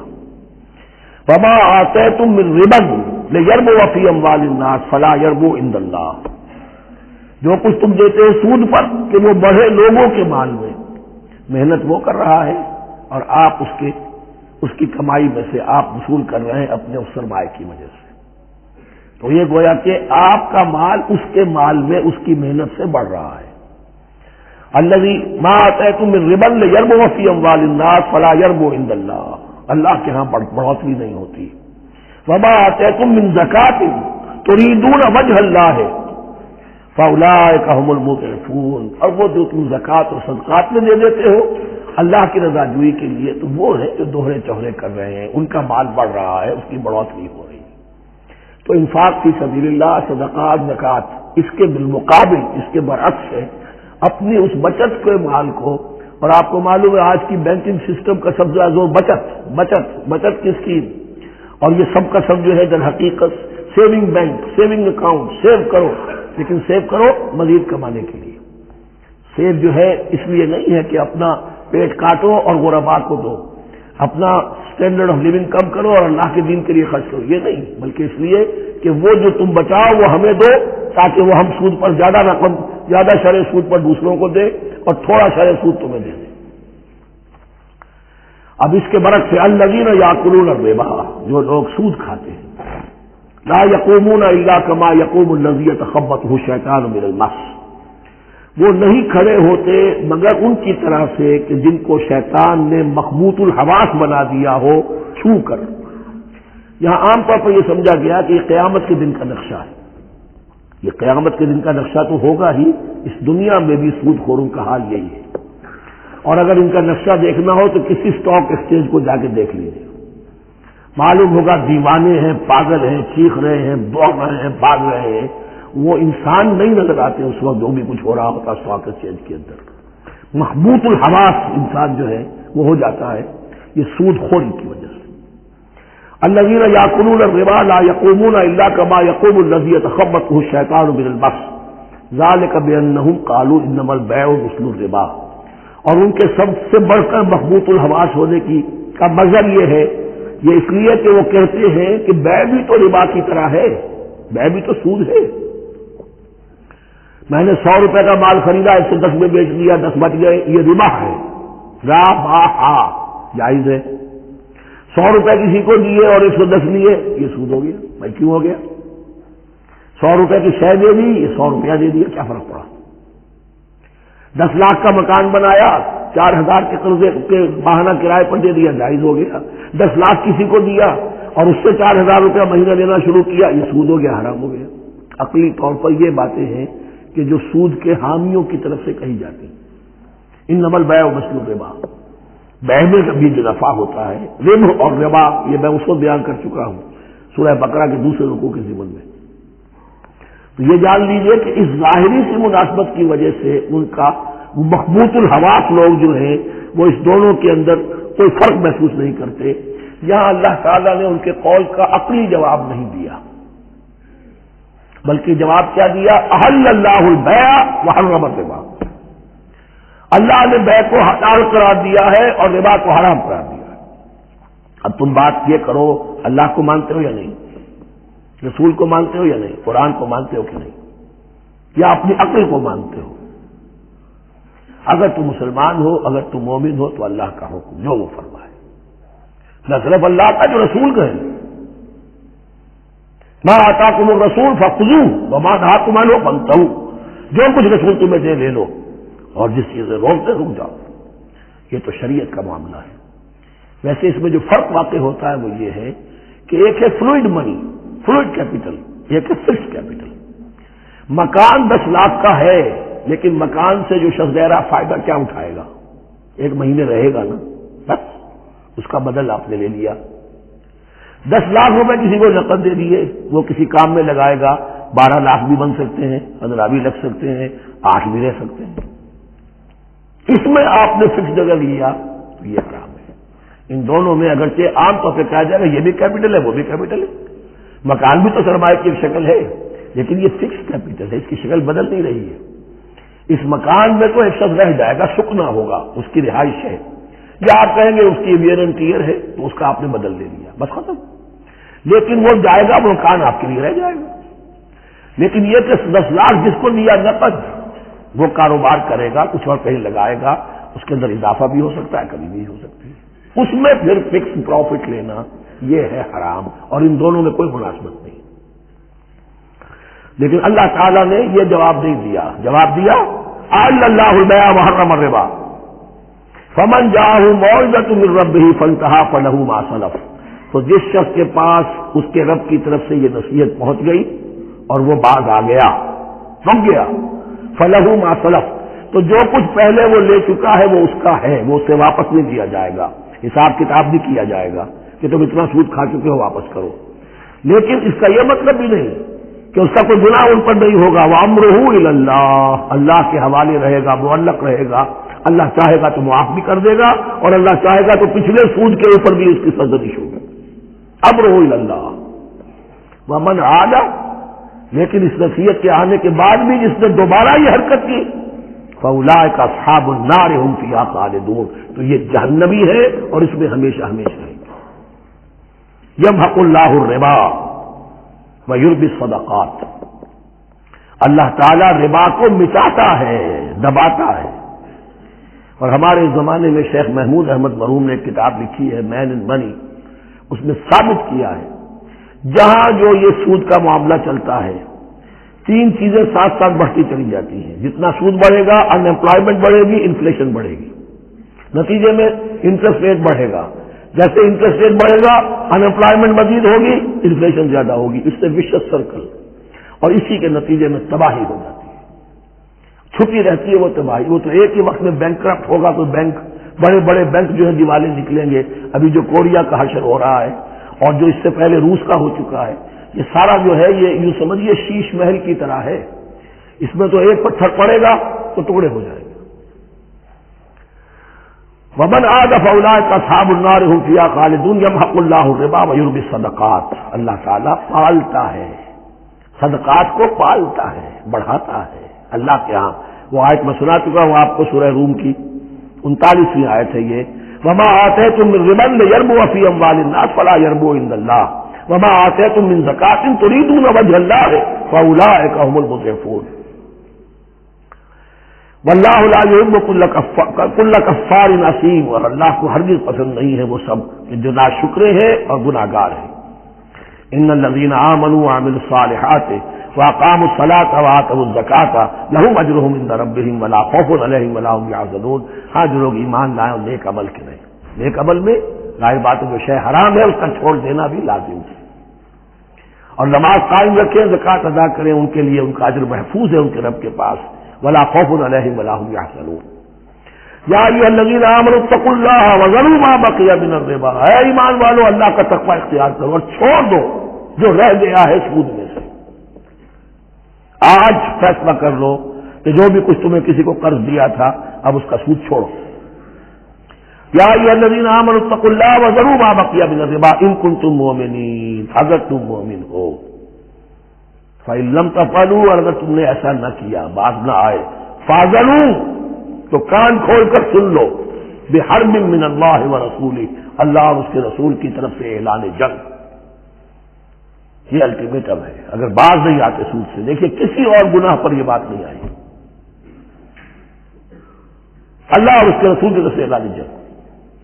وَإِن تُبْتُمْ فَلَكُمْ رُءُوسُ أَمْوَالِكُمْ، اگر تم توبہ کرو تو تمہارے جو اصل راس المال ہے وہ تمہیں لوٹا دیے جائیں گے.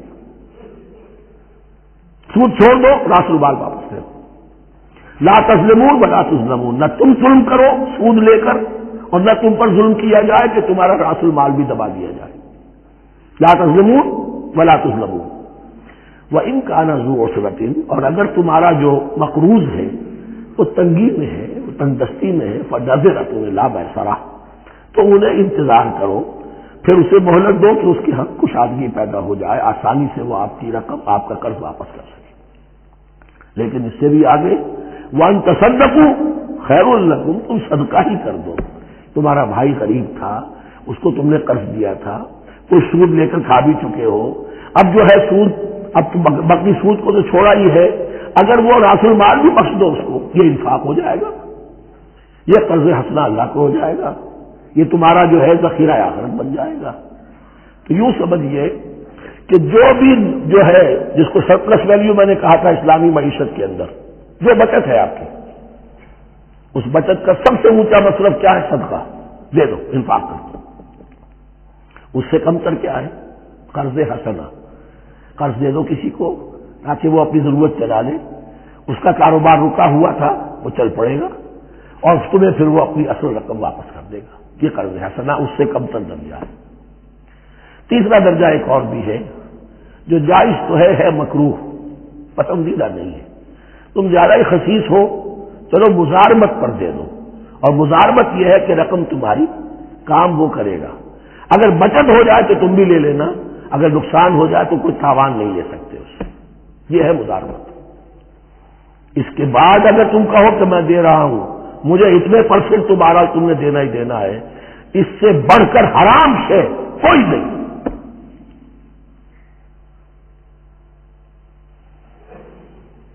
وَإِن كَانَ ذُو عُسْرَةٍ فَنَظِرَةٌ إِلَىٰ مَيْسَرَةٍ، تو اگر وہ ہے مقروض تمہارا وہ تنگی میں ہے پھر انتظار کرو، اسے مہلت دو اس کی کشائش تک.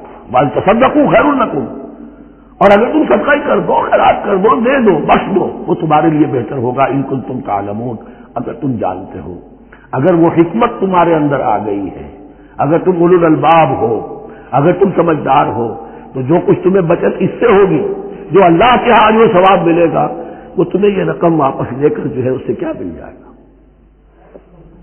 وَاتَّقُوا يَوْمًا تُرْجَعُونَ فِيهِ إِلَى اللَّهِ، یہ آیت آخری آیت ہے قرآن کی نزول کے اعتبار سے.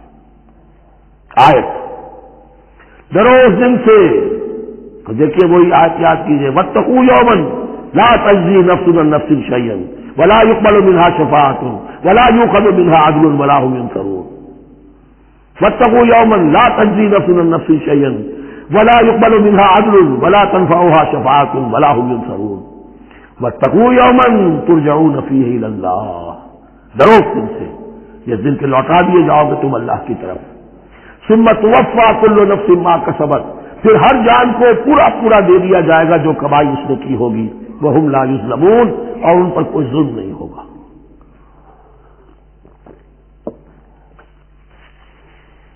اب یہ قرآن مجید کی طویل ترین آیت آ رہی ہے، آیت دین.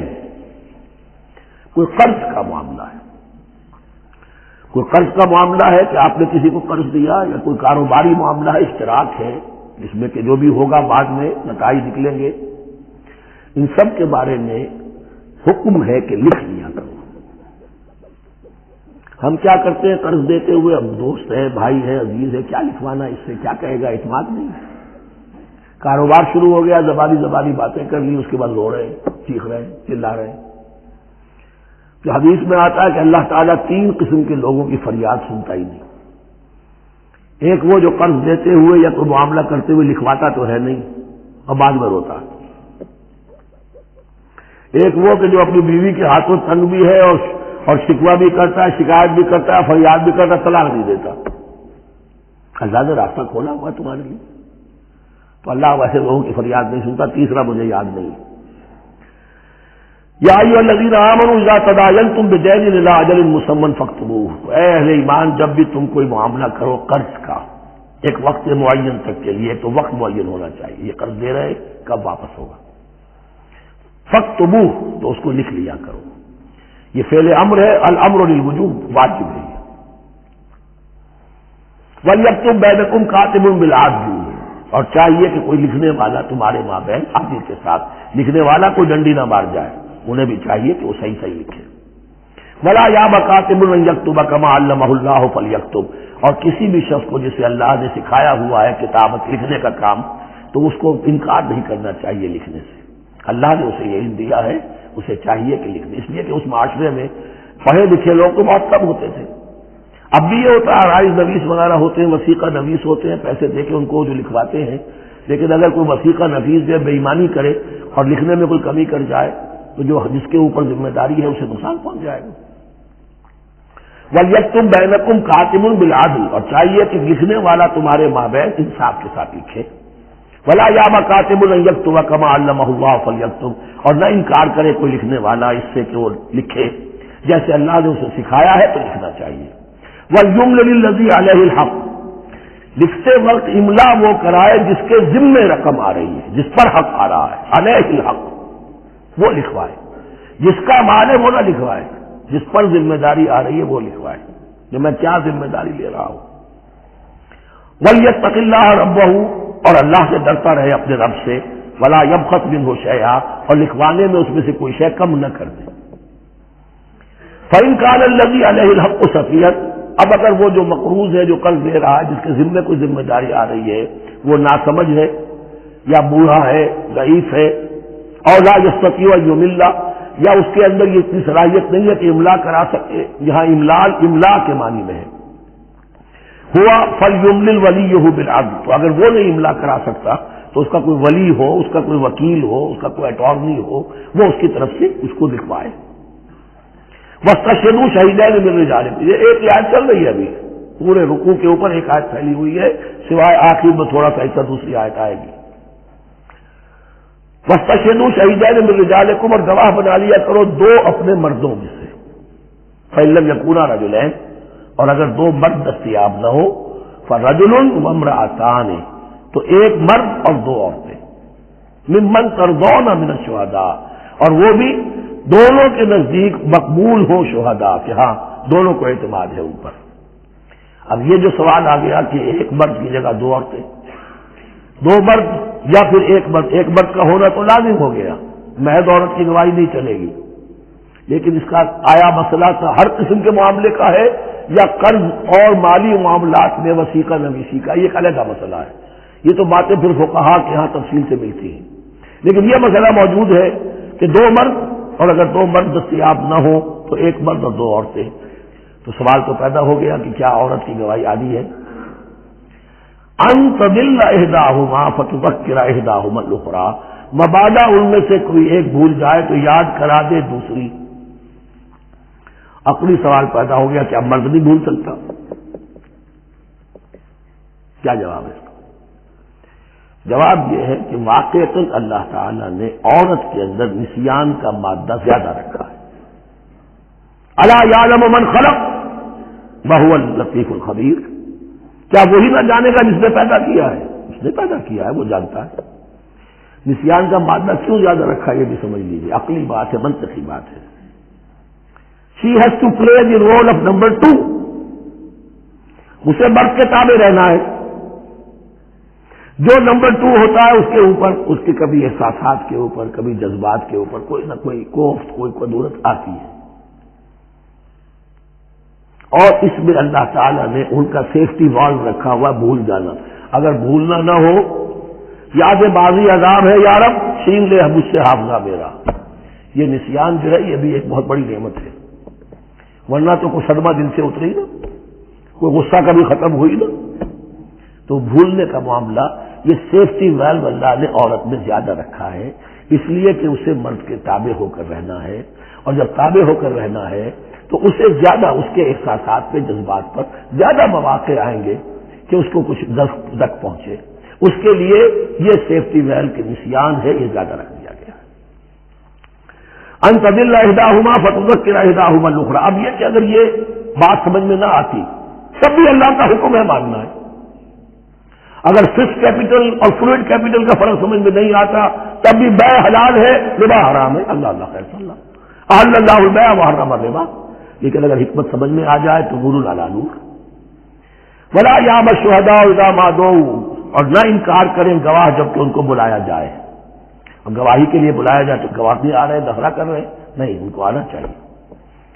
ومن اظلم ممن كتم شهادة من اللہ ہے, جو اللہ کی کوئی گواہی جو ہے اگر چھپائی ہے تو بہت بڑا ظلم ہے. فلا تسأموا, اور اس سے تھکو مت, کسل مت کرو, سستی مت کرو, ان تکتبوہ, کہ تم لکھو اسے صغیرا اور کبیرا, چاہے چھوٹا معاملہ چاہے بڑا, الی اجلہ, وقت معین کے لیے. اتنا قرض دے رہا ہوں, اتنے وقت میں آپ نے مجھے لوٹانا ہے. اس کے بعد آپ بڑھا سکتے ہیں, آپ دیکھ سکتے ہیں, اسے مزید مہلت دے سکتے ہیں. ایسے ہی حالات ہے تو آپ معاف بھی کر سکتے ہیں. لیکن یہ کہ جب لکھنا ہے, حکم دیا جا رہا ہے, تو اس میں اجر معین ہو الی اجلہ, اور اس میں چھوٹے بڑے کی تفریق نہ کرو, چاہے چھوٹا مسئلہ بڑا لکھ لو. ذالکم اقسط عند اللہ, یہ اللہ کے نزدیک بھی زیادہ مبنی بر انصاف ہے.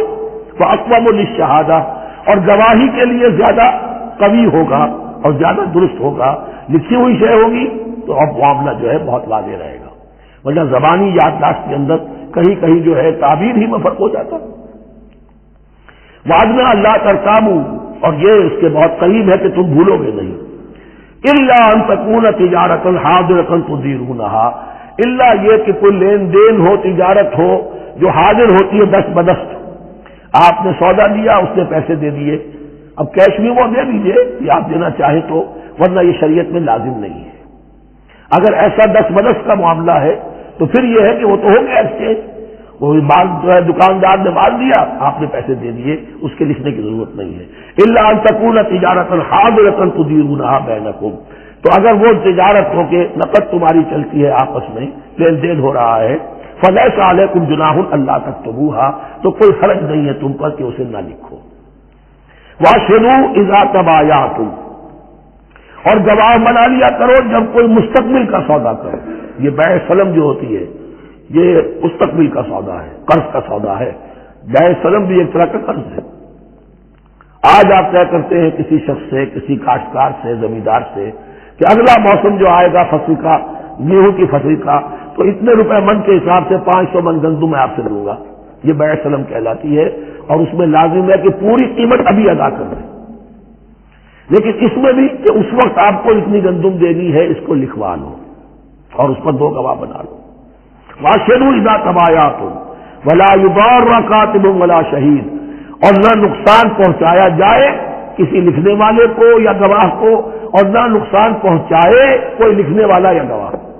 یہ ضار دونوں کے لیے آ جائے گا. یہ معروف بھی ہے اور مجبور بھی ہے.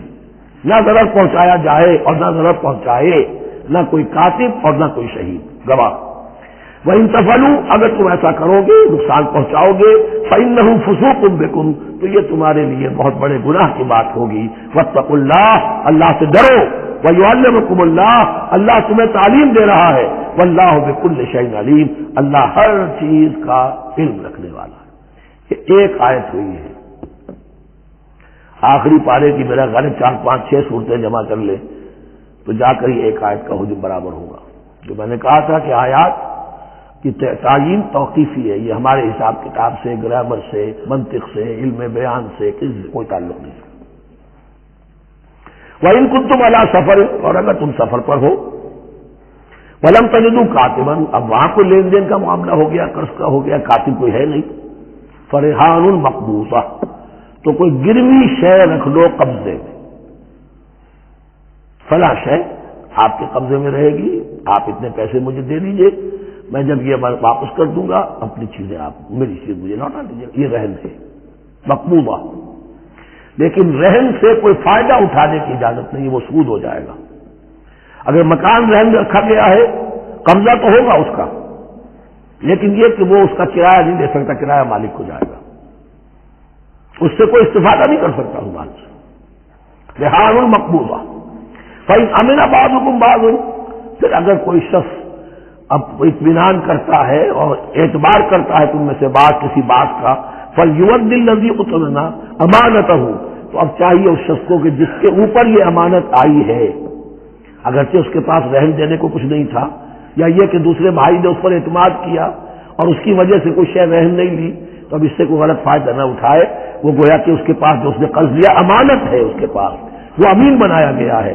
فَلْيُؤَدِّ الَّذِي اؤْتُمِنَ أَمَانَتَهُ، کہ اپنی امانت واپس لوٹائے، وَلْيَتَّقِ اللَّهَ رَبَّهُ، اور ڈرے اللہ سے جو اس کا رب ہے، وَلَا تَكْتُمُوا الشَّهَادَةَ، اور دیکھو گواہی کو چھپایا نہ کرو، وَمَن يَكْتُمْهَا فَإِنَّهُ آثِمٌ قَلْبُهُ، اور جو کوئی گواہی کو چھپائے گا تو اس کا دل گناہ میں مبتلا ہو جائے گا، دل داغدار ہو گیا تو رہ کیا گیا۔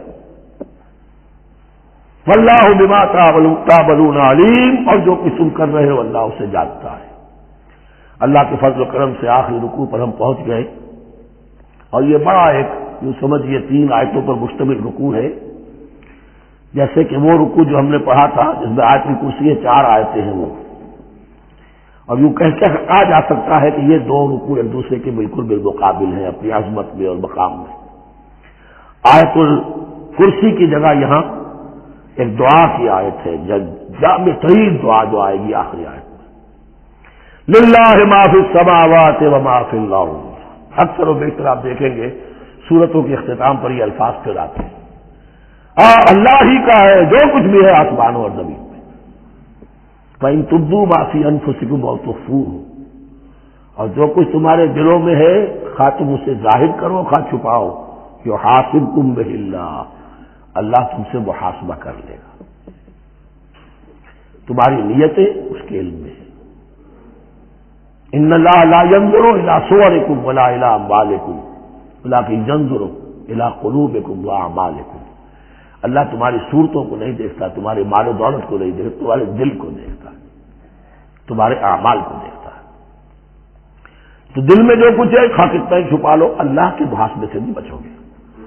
فَيَغْفِرُ لِمَن يَشَاءُ وَيُعَذِّبُ مَن يَشَاءُ، پھر وہ بخش دے گا جس کو چاہے گا اور عذاب دے گا جس کو چاہے گا۔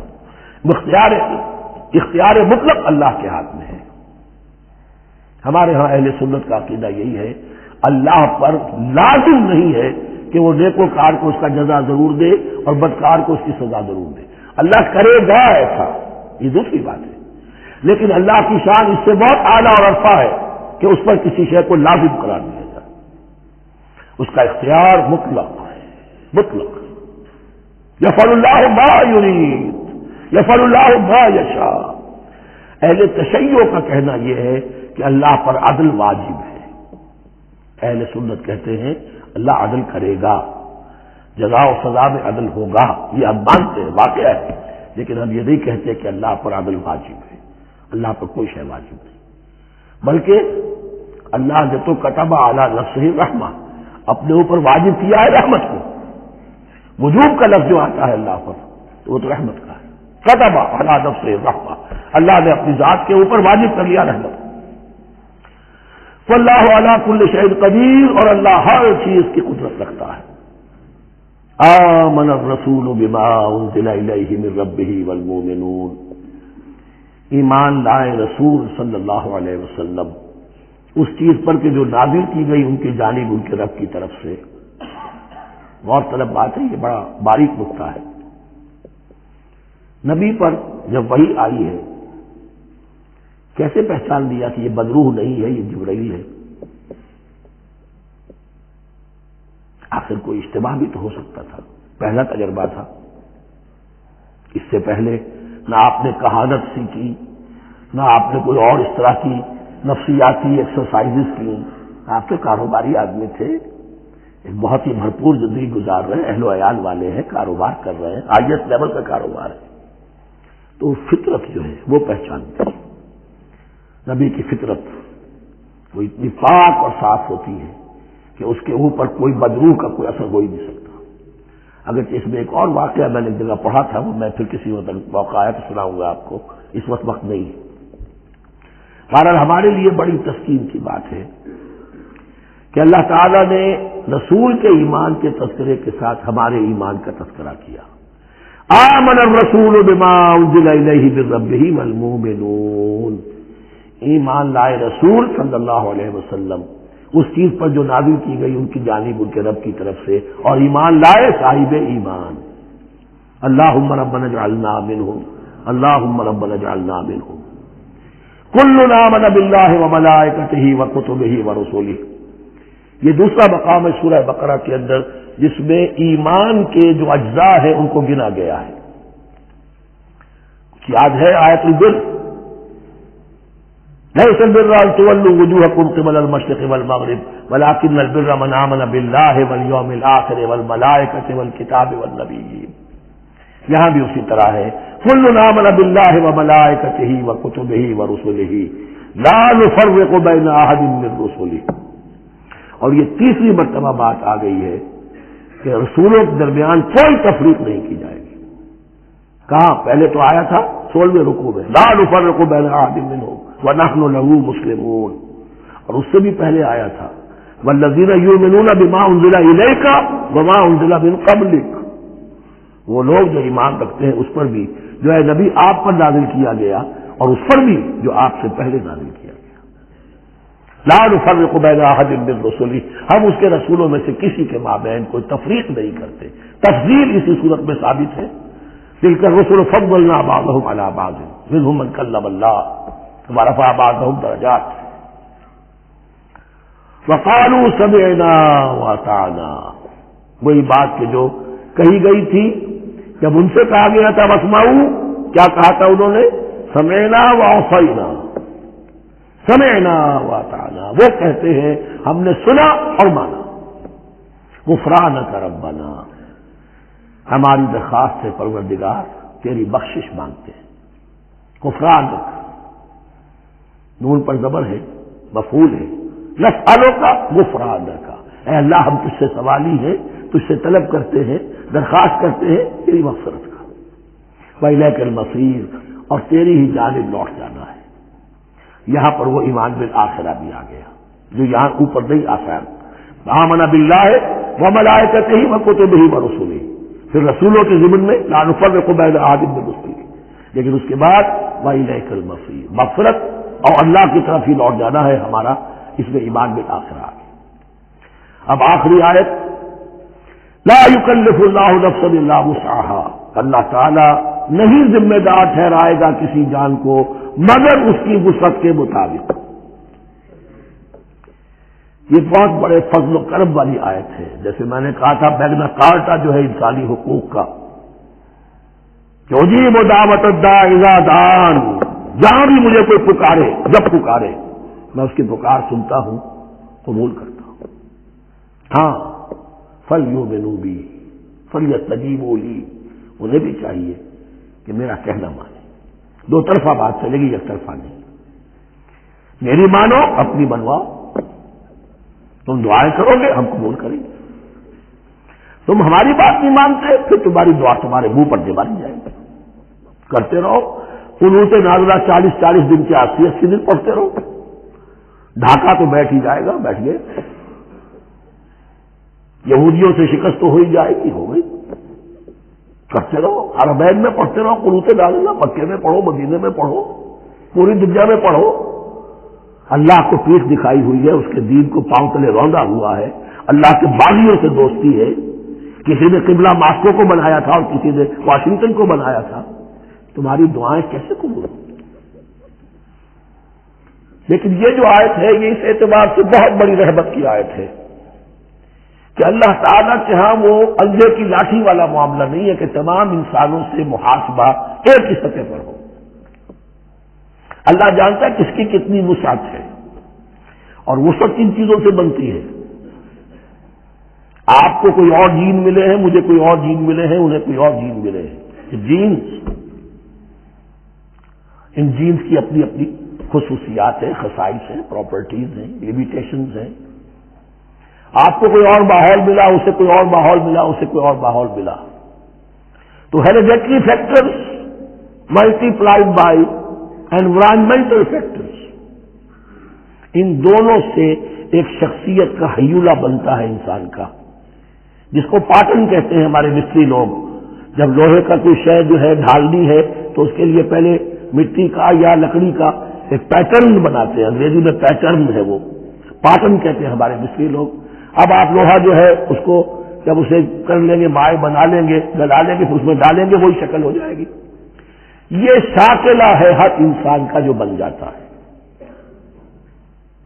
قل کل یعمل علی شاکلتہ فربکم اعلم بمن هو اہدی سبیلا. اس شاکلہ کے اندر اندر آپ کو محنت کرنی ہے. اللہ جانتا ہے کس کا شاکلہ وسیع تھا، کس کا شاکلہ تنگ تھا، کس کے جینز اعلیٰ تھے، کس کے جینز ادنا تھے، کس کے ہاں ذہانت زیادہ تھی، کس کے ہاں جسمانی قوت زیادہ تھی. جو بھی کچھ اس نے دیا ہے، جس کو وہاں ہم نے رکھا اس کو وہاں رکھا، اس نے وہاں تعلیم پائی، اس نے یہاں تعلیم پائی. جو بھی انوائرمنٹل فیکٹرز آئے ہیں، جو بھی جینیٹک فیکٹرز آئے ہیں، سب اللہ کے علم میں ہے. ان سب کو ملحوظ رکھ کے اللہ حساب دے گا. جو شاکلہ ہم نے تمہیں دیا تھا اس میں تم نے کیا کیا. ایک شخص کے اندر فرض کیجئے استعداد ہی ہے 20 درجے کی استعداد ہے، اس نے فرض کیجئے 18 درجے کام کر دیا، کامیاب ہو گئے. کسی میں استعداد 100 درجے کی تھی، اس نے 50 درجے کیا، ناکام ہو گئی. حالانکہ کمیت کے اعتبار سے 50 درجے زیادہ ہے 18 درجے سے، لیکن یہ 18 درجے کا کام وہ کر رہا ہے جس کے اندر استطاعت تھی ہی 20 کی، یا 18 ہی کی تھی، اس نے پوری کر دی. اور 50 درجے والا وہ جس کو اللہ نے دے رکھی تھی 1000 کی استطاعت، اس کا وہ 50 بیکار ہو گیا. تو اللہ تعالیٰ کا محاسبہ جو ہے انڈیویجول ہے. اسی لیے فرمایا گیا کلہم آتی ہے یوم القیامت فردا. ان میں سب لوگ اس دن قیامت کے دن سب آئیں گے اکیلے اکیلے، تنہا تنہا. ہر ایک کا حساب ہوگا وہاں، اور ہر ایک کا حساب ہوگا لا یکلف اللہ نفسا الا وسعها. اللہ ذمہ دار نہیں ٹھہرائے گا کسی بھی جان کو مگر اس کی وسعت کے مطابق. البتہ اس کا ایک ریورس ہے. ہوتا کیا ہے، ہم سمجھتے ہیں دنیا میں تو بھاگ دوڑ کر رہے ہیں اور جی ہمارے اندر تو استطاعت دین کے کام کی صلاحیت ہی نہیں ہے. دنیا میں دیکھیں بڑے کامیاب تیزی کے ساتھ دوڑ رہے ہیں، کامیاب پر کامیاب. یہ دین ہمارے اندر تو استطاعت نہیں ہے، استعداد ہی نہیں ہے، کیا کریں. یہ دھوکہ ہے، سیلف ڈسپشن ہے. استعداد اور استطاعت کے بغیر اور صلاحیت اور ذہانت کے بغیر دنیا میں بھی آپ کما نہیں سکتے، محنت نہیں کر سکتے، کوئی نتائج حاصل نہیں کر سکتے. یہ دھوکہ اپنے آپ کو نہ دیجیے. یہ ہے جو کچھ کر سکتے ہو کیجیے، کھودیے اپنی شخصیت کو، کھود کر جو نکال سکتے ہو نکال دیجیے. ہاں آپ نکال سکیں گے اتنا ہی جتنا آپ کے اندر وضعیت ہے، زیادہ کہاں سے لے آئیں گے. اور اللہ نے کس میں کیا وضعیت کیا ہے وہ جانتا. اس کا حساب لینا جو ہے محاسبہ وہ اس پر ہے کہ جو اس نے تمہیں دیا ہے. لا اور یہ مضمون قرآن مجید میں 5 مرتبہ آیا ہے بہت اہمیت کے ساتھ. لا یکلف اللہ نفسا الا وسعها لها ما کسبت وعلیها ما اکتسبت. اسی جان کے لیے ہے جو اس نے کمایا اور اس کے اوپر وبال بنے گا جو اس نے برائی کمائی. لیکن لام اور اعلیٰ لها ما کسبت، جو بھی اس نے نیکی کمائی اس کے حق میں ہے، اس کے لیے ہے، اس کا اجر ملے گا، ثواب ملے گا. اور جو بدی کمائی وہ اس پر وبال بنے گا، اسی کے لیے اس کو سزا ملے گی، اسی کے حوالے سے. اب وہ آخری دعا آ گئی، جامع ترین اور عظیم ترین دعا ہے قرآن مجید کی. ربنا لا تؤاخذنا ان نسینا او اخطانا. اہل ایمان کے راستے پر، عمل صالح کے راستے پر مقدور بھر، امکان بھر اپنی شخصیت کے کونوں کھجروں میں سے بھی نکال کر، اپنی ریزیڈول انرجیز کو بھی نکال کر اللہ کی راہ میں لگا لیں. لیکن اس کے بعد بھی کوئی غرہ نہ ہو، کوئی غرور نہ ہو، کوئی اپنی محنت پر، اپنی نیکی پر، اپنی کمائی پر، اپنے کارناموں پر کہیں انسان دھوکہ نہ کھا جائے. کیفیت کیا رہنی چاہیے وہ یہ ہے تواضع، عجز، انکساری. ربنا لا تؤاخذنا ان نسینا او اخطانا. اے رب ہم سے مواخذہ نہ کیجو اگر ہم بھول جائیں یا ہم سے خطا ہو جائے. نسیان بھی ہے، الانسان مرکب من الخطاء والنسیان. انسان کے اندر یہ دونوں چیزیں خطا اور نسیان یہ تو گندی ہوئی ہیں. خطا یہ ہے کہ آپ نے اپنی امکانی حد تک تو نشانہ ٹھیک لگایا تھا، نشانہ خطا ہو گیا، ٹھیک ہے کوئی بات نہیں، آپ کی نیت صحیح تھی. ایک اجتہاد کرنے والا اجتہاد کر رہا ہے، امکانی حد تک اس نے کوشش کی ہے کہ صحیح رائے تک پہنچے، لیکن خطا ہو گئی، اللہ معاف کرے گا. اس نے اپنی امکانی کوشش کی تھی، لہذا اسے ثواب ملے گا۔ مجتہد مخطی بھی ہو تو ثواب ملے گا، مجتہد مصیب ہے، صحیح رائے پر پہنچ گیا ہے تو دوہرا ثواب ملے گا، لیکن مجتہد مخطی ہے تب بھی ثواب ملے گا۔ تو بھول چوک پر، یہ بھول چوک خطا جو ہے، چوک صحیح ہے بالکل لفظ اس کے لیے، چوک جانا، نشانہ چوک گیا۔ تو اے پروردگار، جو بھی ہم سے سرزد ہو جائے، غلطی ہو جائے، بھول کی وجہ سے یا خطا کی وجہ سے، اس پر معاف نہ کیجیے۔ ربنا ولا تحمل علینا اصرا کما حملتہ علی الذین من قبلنا، اور اے رب ہمارے، ہم پر وہ بوجھ نہ ڈالیو جس سے ہم لے کر چل نہ سکیں۔ دیکھیے ایک حمل ہوتا ہے جس سے حمال کا لفظ بنا ہے، جس کو لے کر انسان چلتا ہے۔ حمال اس بوری کو یا بوجھ کو اٹھا کر چل رہا ہے، جو آپ کی طاقت میں ہے اور جس سے لے کر آپ چل سکیں وہ ہے حمل، اور جو ہو آپ کو بٹھا دے اس کو کہتے ہیں۔ یہ لفظ سورہ اعراف میں پھر آئے گا، یضع عنہم اصرہم والاغلال التی کانت علیہم۔ حضور کی شان یہ بھی تھی کہ انہوں نے لوگوں کے بوجھ جو ان کی طاقت سے بڑھ کر تھے ان کے کندھوں سے اتار دیے۔ ربنا ولا تحمل علینا اصرا کما حملتہ علی الذین من قبلنا، اے اللہ تو نے بڑے بڑے بھاری بوجھ ہم سے پہلے لوگوں پر ڈالے۔ شریعت بھی پہلے بھاری تھی، بہت سے معاملات ہم نے دیکھ لیے، روزہ ہمارے لیے کتنا آسان کر دیا گیا، رات کو نکال دیا روزے سے، کہہ دیا خاص طور پہ کھاؤ پیو ضرور، سحری ضرور کرو، تسحروا فإن فی السحور برکہ، کتنی آسانی ہے۔ رات میں تعلق زن و شو کی اجازت ہے، وہاں ان کے روزے میں چپ بھی تھا، چپ بھی رہو، نہ کھاؤ نہ پیو، نہ تعلق زن و شو، نہ گفتگو، تو آسانی کی ہے۔ ان کے ہاں یوم سبت کا حکم تھا اتنا سخت، کوئی کام نہیں کرو گے۔ ہمارے ہاں وہ تھوڑے سے وقت کے لیے، اذا نودی للصلاۃ من یوم الجمعۃ فاسعوا الی ذکر اللہ وذروا البیع، اذان سے لے کر اور نماز کے ادا ہو جانے تک ہر کاروبار دنیاوی حرام ہے، لیکن اس سے پہلے اس کے بعد آپ کر سکتے ہیں، تو آسانی ہے۔ ربنا ولا تحمل علینا اصرا کما حملتہ علی الذین من قبلنا ربنا ولا تحملنا ما لا طاقۃ لنا بہ، اور اے رب ہمارے، ہم پر وہ بوجھ نہ عائد کی جو ہم پر ڈالیو جس کی کہ ہمارے اندر طاقت نہ ہو۔ واعف عنا، ہم سے درگزر فرماتا رہے، ہمیں معاف کرتا رہے، واغفر لنا، اور ہمیں بخشتا رہے۔ مغفرت کا لفظ جو ہے اس کو سمجھ لیجئے ڈھانپنا، مغفر کہتے ہیں خود کو، جو ہیلمٹ پہنا ہوتا ہے تاکہ گولی جو ہے وہ سر پہ لگے تو یہ آپ کو بچا لے۔ مغفر خود پہنتے تھے تلوار کے وار سے سر کو بچانے کے لیے، سر کو ڈھانپا ہوا مغفر سے، تو گناہ کو اللہ تعالیٰ اپنی رحمت سے ڈھانپ دے۔ واغفر لنا، ہماری خطاؤں کی پردہ پوشی فرما دے۔ ورحمنا، اور ہم پر رحم فرما۔ انت مولانا، تو ہمارا مولا ہے، والی ہے، ہمارا پشت پناہ ہے، مددگار ہے۔ اللہ ولی الذین آمنوا یخرجہم من الظلمات الی النور فانصرنا علی القوم الکافرین، بس ہماری مدد فرما کافروں کے مقابلے میں۔ انہی الفاظ پر وہ دعا ختم ہوئی تھی جو طالوت کے ساتھیوں نے کی تھی علیہ الصلوۃ والسلام۔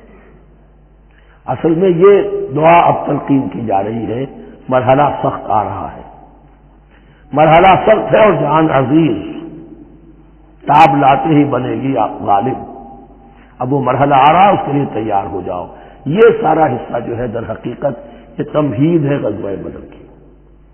بارک اللہ لی ولکم فی القرآن العظیم ونفعنی وإیاکم بالآیات والذکر الحکیم۔